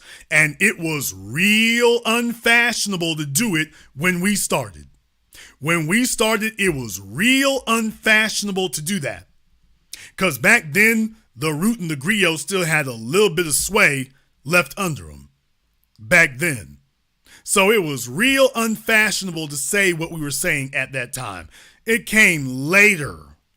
It was later that started being something you could do. Later. But that wasn't something that we could do back then. We were the only ones saying it. And folks were trying to tell us, y'all need to be quiet right there. He done made a second term. Let the man work now. You need to give him time. Watch the second term. 5 years passed. 6 years passed. 7 years passed. The next election had been made and Donald Trump was elected president. And don't y'all know there were some other Negroes talking about, well, don't worry. Obama gonna do something for black folk after he's out of office. Do you all remember those people? I do. Do you all remember the Obama gonna do something for us after he's out of office? For those of you just tuning in to the new black media and the Black Channel here a decade later, oh no, that was literally what they were saying. There were literally people on the internet, many of you and your families, talking about Barack Obama was going to do something for black people after he left the White House. Now, they never explained what it was he was gonna do, All I can imagine is either the crack is very strong in their part of the country, they have failed civics, or the delusion in their family is just reached schizophrenic proportions. But no, that's what they were saying. Obama gonna do something for black folk after he gets out of office. No, that's literally what they were saying. Literally. And guess what? Them same folks will be saying that about Kristen Clark. Well, you know, she couldn't do nothing for black folk before she got to work in the Justice Department. Now that she in the Justice Department, see, Jason, you got to understand, we playing chess now. We playing chess. So she can't really do nothing right now, Jason, with you. But as soon as she get out the Justice Department, then she gonna do something for black folk again. You got to understand that cowardice doesn't rely on rationality. Cowardice simply relies on cowardice. And we were calling this out from the very beginning. So hell no. Hell no. No, she is not going to get the light glove treatment. The hell she is. Folks are going to listen to us and they're going to find out exactly what we think. You want to know what the Black Street thinks about Kamala Harris and Kristen Clark and Ketanji Brown Jackson? By the way, did we just find KKK? Did we just find KKK?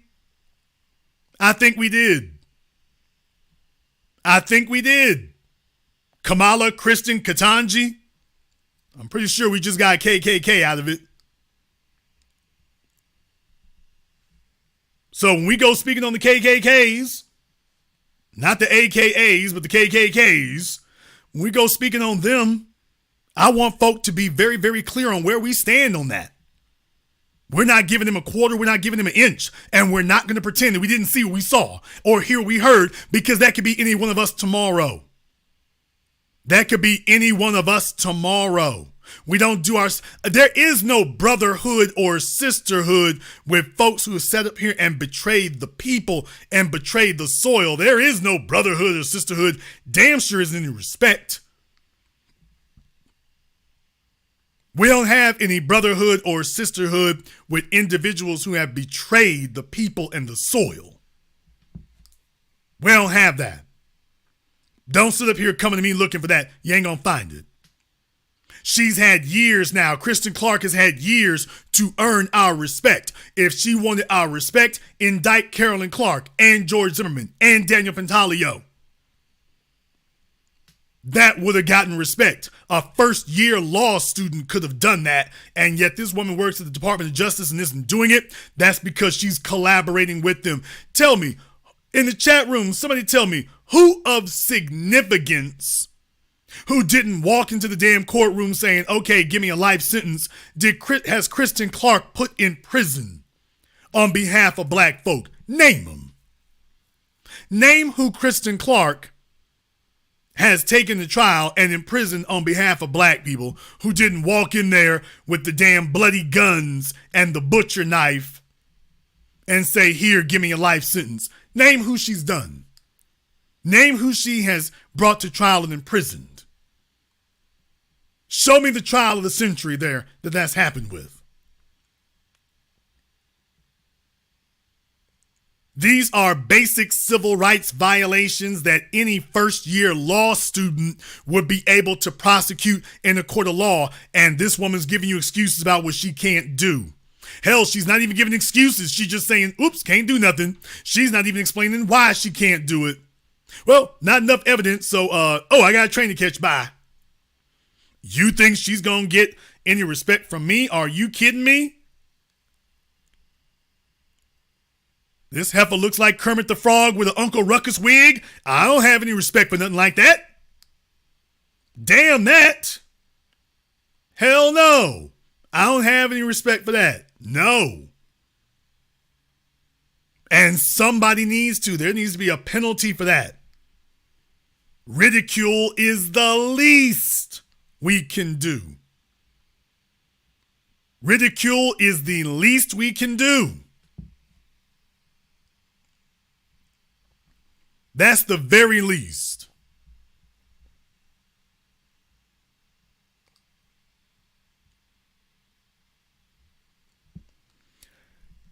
I've been trying to get Blog Talk up and going here, and I guess Blog Talk is down tonight.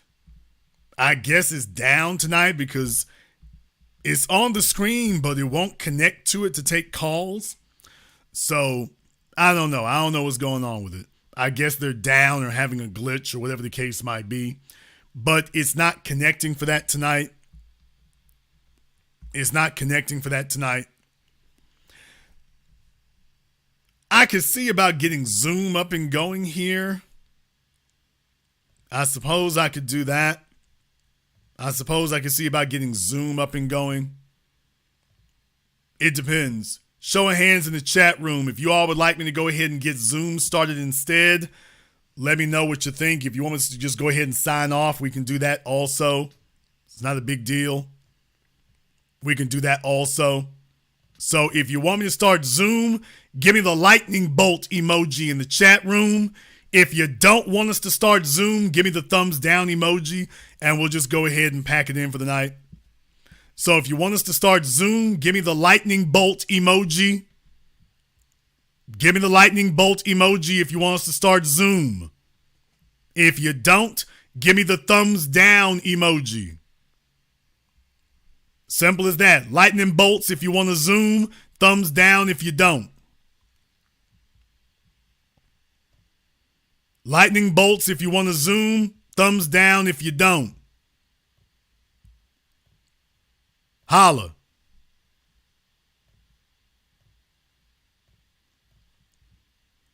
Okay, so far so good. Not a big fan of doing it like this, to be totally honest with you, but we'll go ahead and make it happen. We'll go ahead and make it happen. All right, you all have prevailed on me. Let me see if I got the right thing up for Zoom in the... I think that'll do it. Oh boy. Let me check one more time just to make sure here. That looks real janky. That looks real janky for the Zoom link. Okay, the Department of Justice must be weighing in. All right. Calm down. It's in the chat room now. It's in the chat room. There's the link to the Zoom. We'll go ahead and pin that to the top of the chat room since Blog Talk is not going to do anything reasonable tonight. So let's just give up on that. All right. You can go ahead and give us a call on Zoom. You can go ahead and give us a call on Zoom. Please make sure you have your audio and your video on. To the fellas, if you're going to call, please, please have your shirts on. I've been having an issue with that lately, apparently. I don't know if dudes is reacting to the baritone, but please have your shirts on. Fellas, be fully dressed. Be something resembling fully dressed. I know you're probably feeling some kind of way and can't fight the feeling, but try to be fully dressed, please. Try to be fully dressed, please. Make sure you have your cameras and your microphones on, but try to be fully dressed at least. I know it's a bit of a struggle, but do what you can. Do what you can. Go ahead and turn your camera and your microphone on. Abasi. Now, by the way, if folks start playing on Zoom, I'm going to ban you. So, let's not have that. Let's not have that. Okay, Anthony, go ahead and turn on your audio and turn on your video for us. You can go ahead and turn on your audio and your video for us, Anthony. Okay, Anthony, you are totally in the dark. I don't even like the sound of that. Anthony is totally in the dark out there. Anthony, do you need a minute to pull over or something? Because, these circumstances, it's going to be an issue here. So let me put you back in the waiting room. If you get on Zoom, remember you have to have your camera and your microphone on Zoom. Otherwise, we can't use it. So, Silas, go ahead and turn your camera and your microphone on. If we have folks just dipping in and wanting to see, does Zoom work? I'm going to have to ban you. So, Silas, go ahead and turn your microphone and your camera on. Mods, make sure they understand the basics of that. It's real simple. If you're going to be on Zoom, it's asking you to put on your camera and your microphone. if you're playing on Zoom, I'm going to have to let them go there. All right, Silas, go ahead and make sure everything's on. What's on your mind?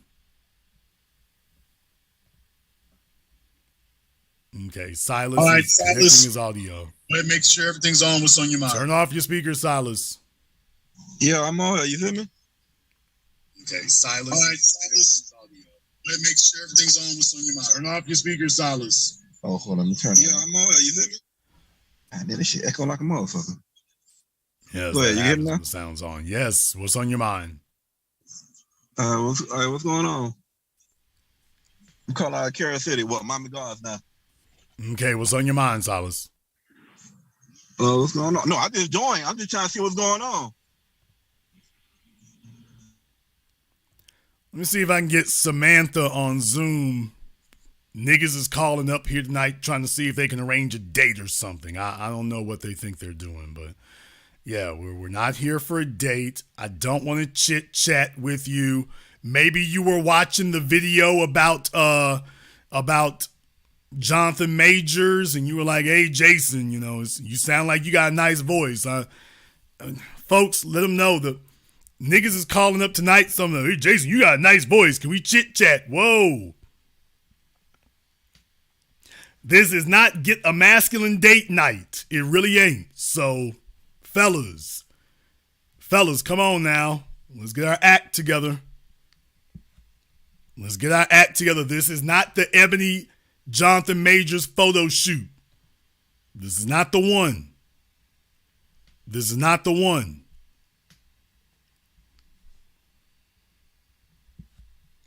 And these fellas heard tonight. It's like, ooh, I can get straight to you, Jason.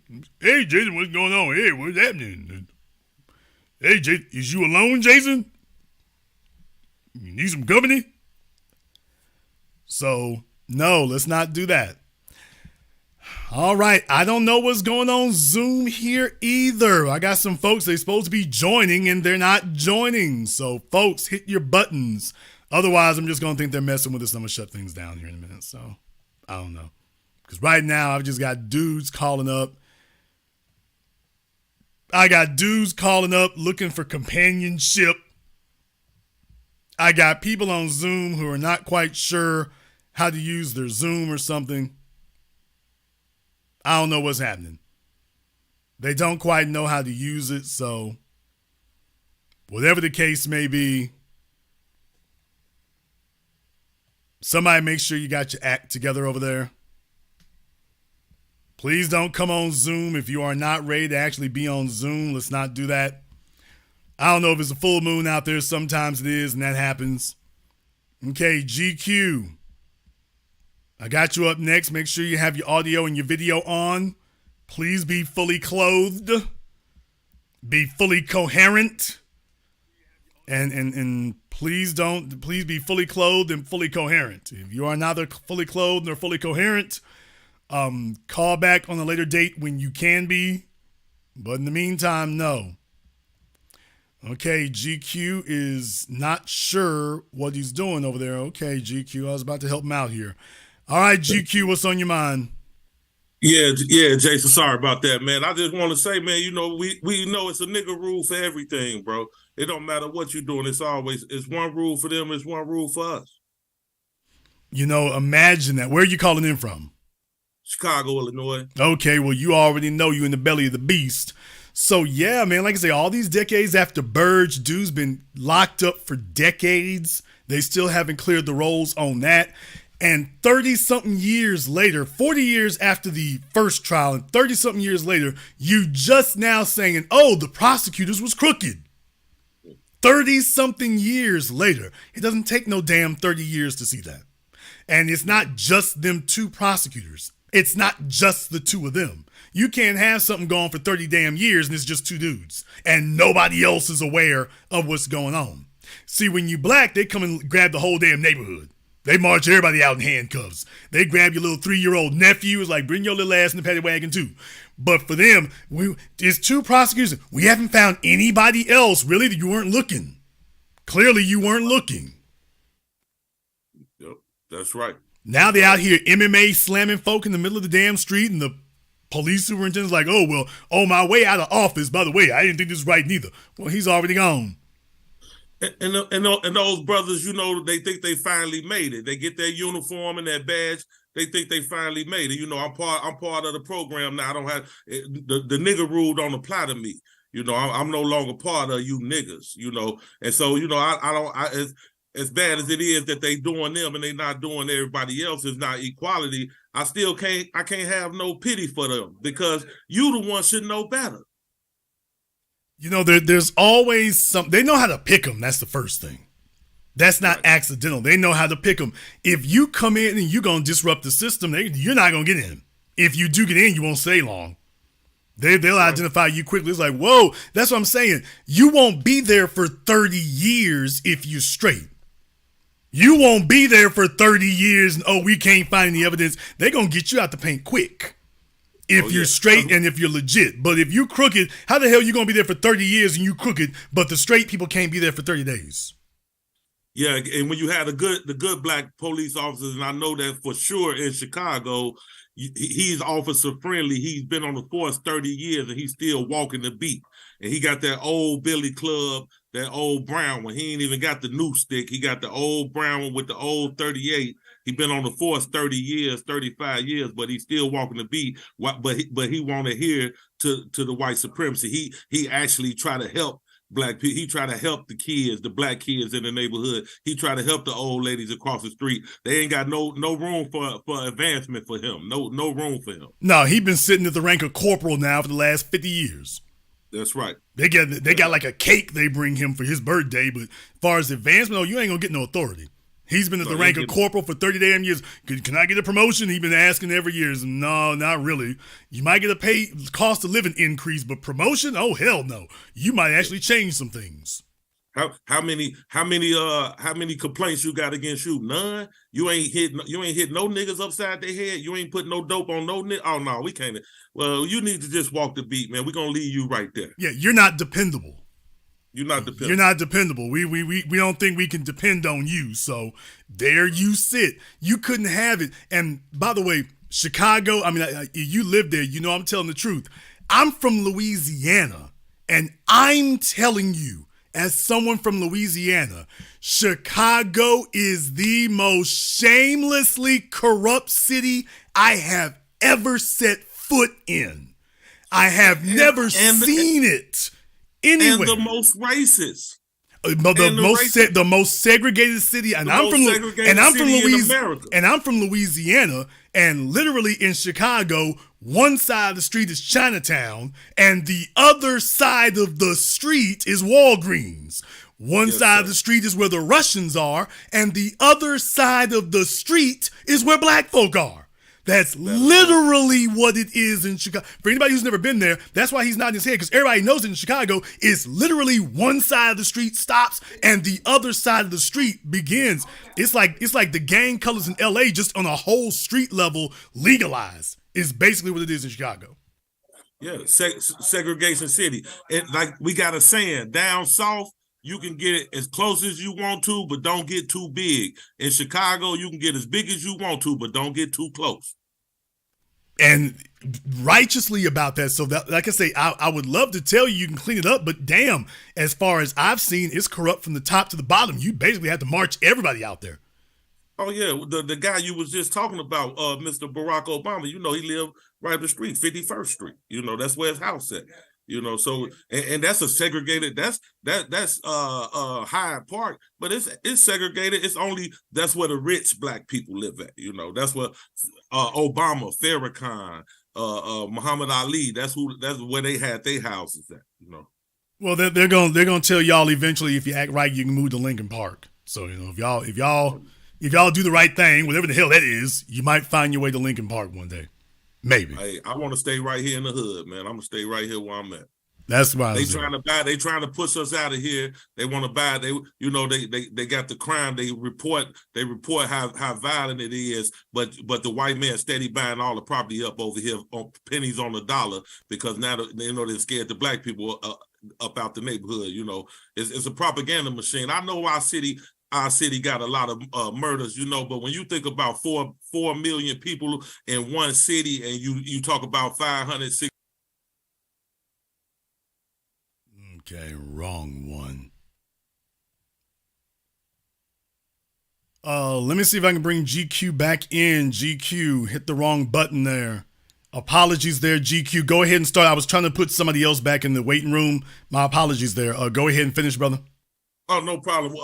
Well, I don't know what part you missed, but what I was saying is when you got 4 million, I'm gonna start over. When you got 4 million people in one city and you got 600 murders a year, you know, per capita, it's not as bad as a St. Louis, or East St. Louis, Louisville, or Little Rock, you know, per capita, but they promote that our city has so much violence because they want to lower the property value. But in the meantime, I'm watching it. I'm in real time, them buy up all the property in the black neighborhood.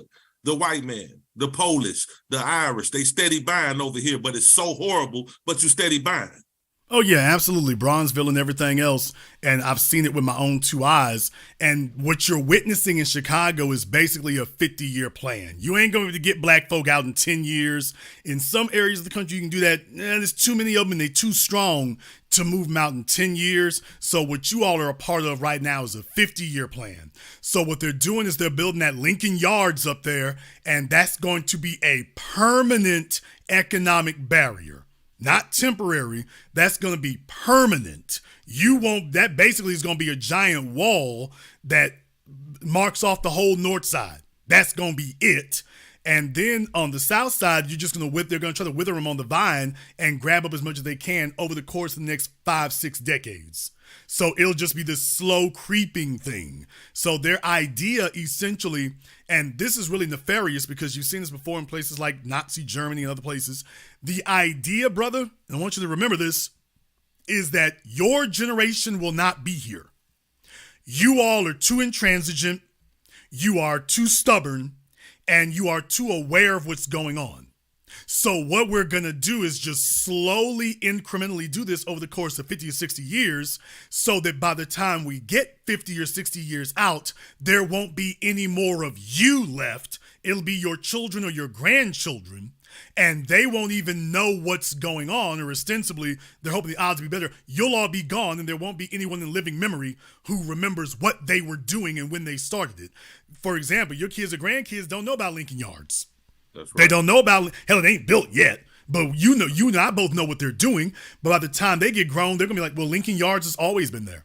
Just like you and me with the Willis Tower, the Sears building, the Willis Tower. Well, it's always been there. But we don't, and I'm not from Chicago, but I'm just saying, what was there before the Willis Tower?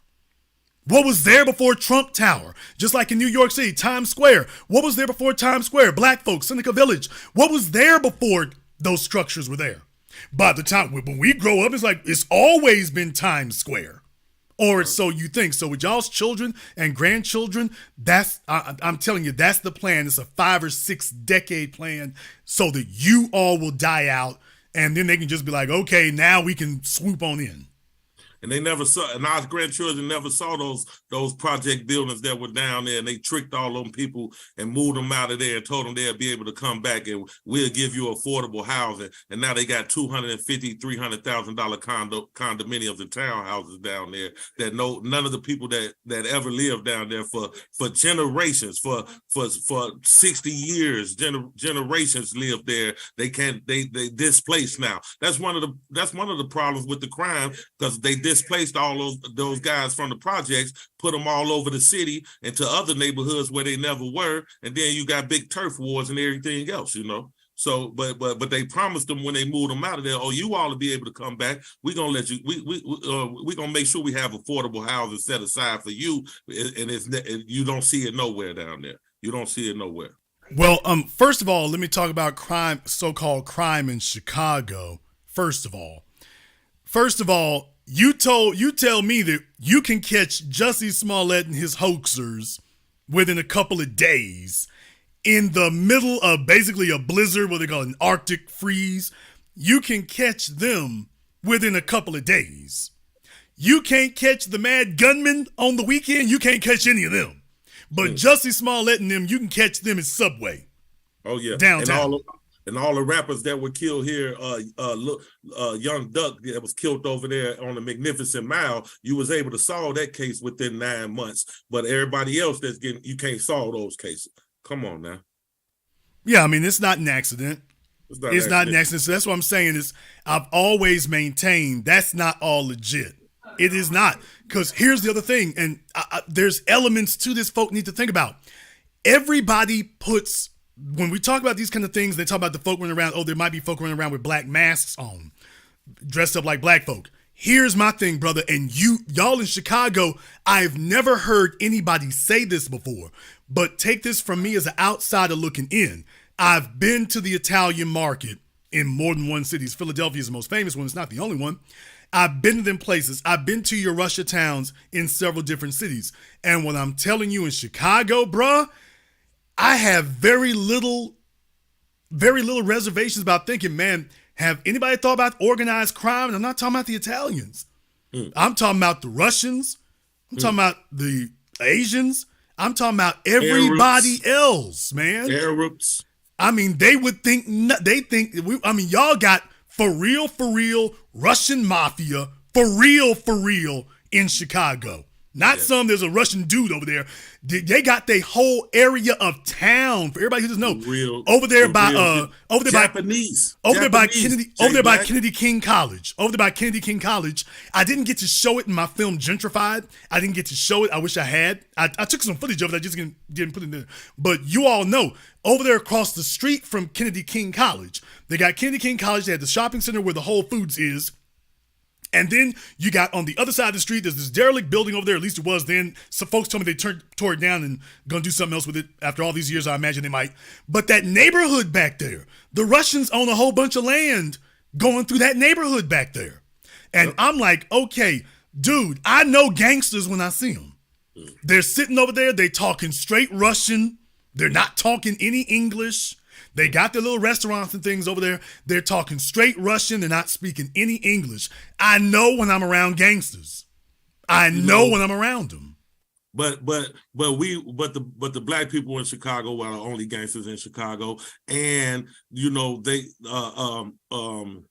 what Kim Fox, our state's attorney here, the Fraternal Order of Police, they got a smear campaign. Everywhere you go, this fire Kim Fox, because she told them in plain old English.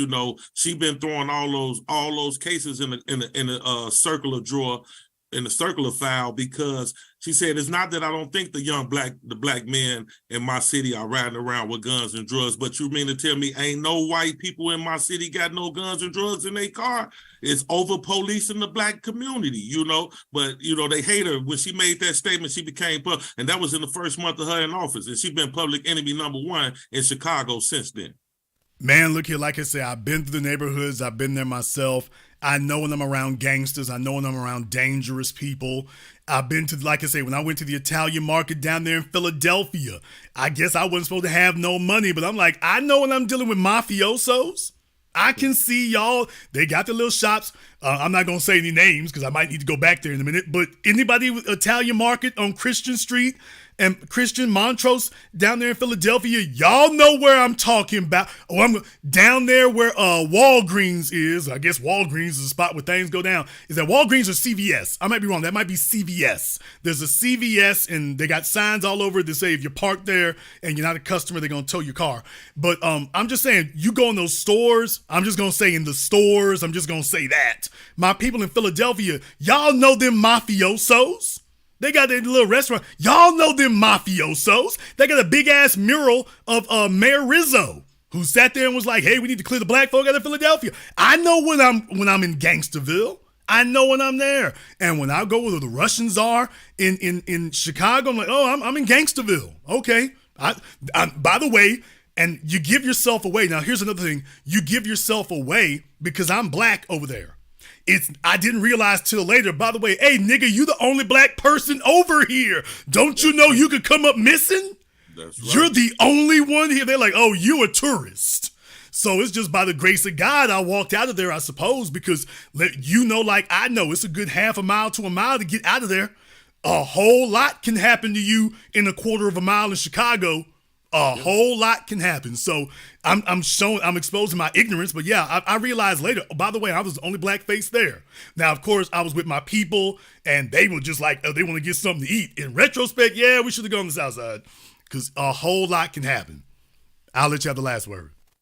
Yeah, and we know what happened to the little young black boy that was walking home through Bridgeport years ago, maybe 20 years ago. You know, he was mobbed and bricked and beat trying to get out. I know you know well about it, Jason, but you know, just last words, man. You know, like you said about those Russian mafias, those I want to add, we got the Japanese, we got the Chinese mafias, and they operate with immunity because the police too busy over policing the black neighborhood and trying to mass incarcerate us. The agenda is the same in Chicago as it is everywhere else. Don't think that people in Chicago are operating, operating just gung-ho around here, not being locked up. They still being mass incarcerated, trust and believe. And that a purge law, that's all garbage. Don't believe it. There's no purge law in Illinois. And just want to say, man, I know that we're in war, man. We're in a mental, physical, and spiritual war, as I say all the time, and we got to act accordingly. We got to move accordingly. And I just like to say I appreciate the broadcast, Jason. I'm always listening to it, and I land my plane there. B1, cut the check to the fullest. Thank you very much for giving us a call here tonight. They still got black sites in Chicago. Folks don't forget about. They got black sites, in case y'all forgot. Chicago is a place where you can it's engineered from top to bottom. You can disappear in Chicago quick. You can disappear in Chicago fast. It's a whole bunch of 2-lane streets in Chicago. It's a whole bunch of them. I'm not talking about in the black neighborhoods. My folk in Chicago know it's a whole bunch of 2-lane streets. And it's only after I left in retrospect that I realized what was going on. Man, it's a whole lot can happen down there. It's a whole lot can happen in that place. It's a whole lot. And then when you consider how heavily and stringently racially segregated it is, like, for example, okay, you doing all this building up there in Lincoln Yards, that's all nice and everything, but how many black folk you got working on that? How many black folk you got working on that? Are these opportunities? Are they bringing folk in from somewhere else? They bringing them in from somewhere else. So you don't end up in those situations by accident. You end up in those situations by design. By design. To the extent you do, because Chicago is a place where an innocent person can get snatched up quick. Let me tell you, the two places in America outside the Deep South that I've seen where that can happen quick, Chicago and New York. Man, are you kidding me? New York is nothing but a bunch of long streets and alleys. Once you get outside of the Macy's district in Manhattan, once you get outside of that, man, it ain't nothing but a bunch of long streets and alleys. That's why the police operate the way they do, man. Anything can happen to you. You can get stuff planted on you. You can get disappeared. You can get everything. You can get everything. I've been there long enough to be able to tell you, this is a perfect place to disappear. There's too many places. They don't even have to put you in a river. In New York City, they don't even got to put you in a river, man. There's just so many places. The place is a century old. It's concrete all over the place. There's old sewers and everything else that folk are not monitoring. Anybody who's lived there or works for the city, man, it's sewers and tunnels and manholes that don't even work anymore. New York City has a whole bunch of their sewer system, for example, that's been cut off and isn't actually connected to the main sewer system anymore.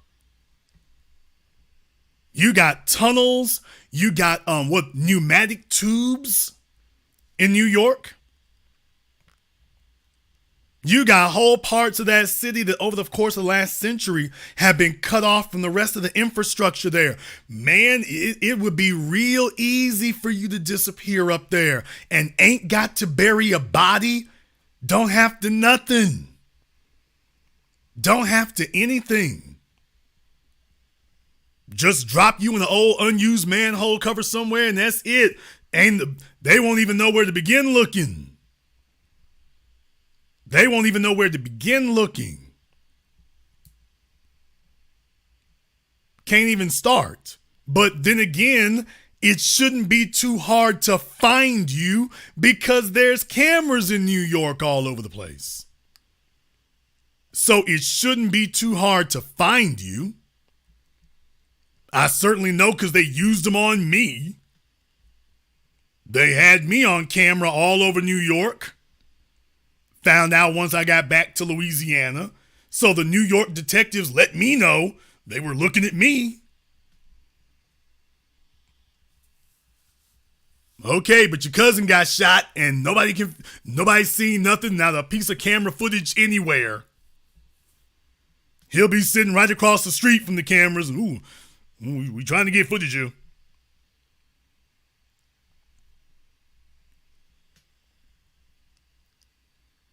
Be 1,000 people around. It's like, okay, that's it.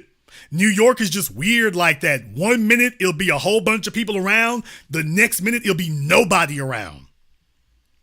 It's crazy. Chicago will be the same way. 1 minute, there's a whole bunch of folks around. The next minute, it's no one there. It's no one there.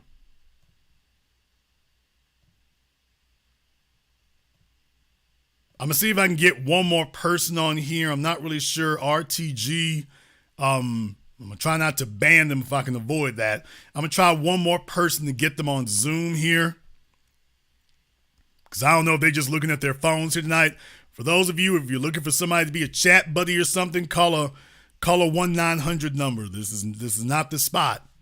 So Herc, go ahead and turn your camera and your microphone on for us here. Let's not be slow about it. GQ was on here earlier, so we know it works. All right, there you go. What's on your mind, Herc? Make sure you have your audio on.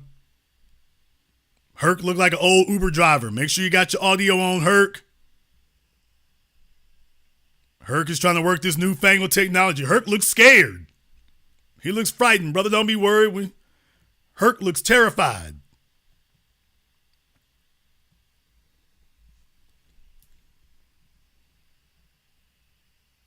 Herc is like this newfangled technology. You ain't sure. Herc is the one that has the little microphone emblems. Herc is connecting audio. He's working on it. Herc looked worried to death. Am I on? Can the child support people see me? I've been owing child support since 1963. Can they see me? No, Herc, I don't know if the child support folk from 63 are watching now. I don't know. If that's really a true concern, you might want to patch that up before you call in, but yeah, really, the hoe set me up. Jason, the hoe set me up. Okay, Herc, we can talk about that later. Turn your microphone on, Herc. What are you doing? What is he doing? Now it's back to saying he's connecting audio. Herc, if you don't stop connecting and disconnecting it and talk.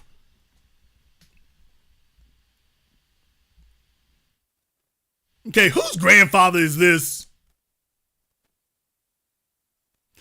Okay, whoever Herc's granddaughter is, I need Herc's granddaughter to call him and tell him to press the microphone icon. I need Herc's daughter to call him up and press the microphone icon. Baby, he is killing my program tonight. I need y'all to call Herc's granddaughter and tell her to call him up and turn the microphone on. Herc, it says you okay now. Speak. He disconnected it again. He just keeps taking it out and putting it in. All right, Herc, I got to put you back in the weight room, brother. You are, technology is not working for you. It is not working for you. So we gave it a shot. Herc is technology is not his thing. Zoom makes it so damn simple, and he just, I don't know if I can do it. I see a mic. I mean, I don't know. Is this a microphone or a lollipop? I don't know. I didn't know it was a microphone. This looked like a lollipop to me. All right, y'all. Herc is going to check back with us here later. All right, we're going to go ahead and wrap things up tonight. Hey, folks, like I say, Biden's administration is letting you know what it is. They're letting you know what the deal is. Yeah, I mean, this is what it can be. At the federal level, what help you going to get at the federal level now? What help you going to get at the federal level? So it's going to be up to us. You're going to have a whole lot of folks here in the next year or two trying to fool you and convince you into believing that, hey, can't you see they doing something? They ain't doing the damn thing. Keep your eyes and your ears open. Watch what's going on and don't get fooled. We're going to go ahead and wrap up tonight's program. If you are new here to the Black Channel, welcome to the haven of intelligent black thought. We do this every weekend. Click that red subscribe button. Click that yellow notification bell. Join us each and every time that you're here. If you haven't been to our website, blackchannelfilms.com, you want to go there and check out our groundbreaking best-selling documentary work, 7 a.m., Gentrified, Race War, all available on DVD and streaming. Go to blackchannelfilms.com. That is blackchannelfilms.com. I want to thank all of you for joining us here tonight. I want to thank everyone who has contributed to support tonight's program on PayPal, CashApp, Super Chat, Venmo. And I want to thank all of you for liking and sharing the program. And this concludes tonight's broadcast of the Black Channel. I am your host, your brother, your humble servant, the Black Authority. And until next time, my brothers and my sisters from around the world, remember, black is the future, and the future is uncompromising.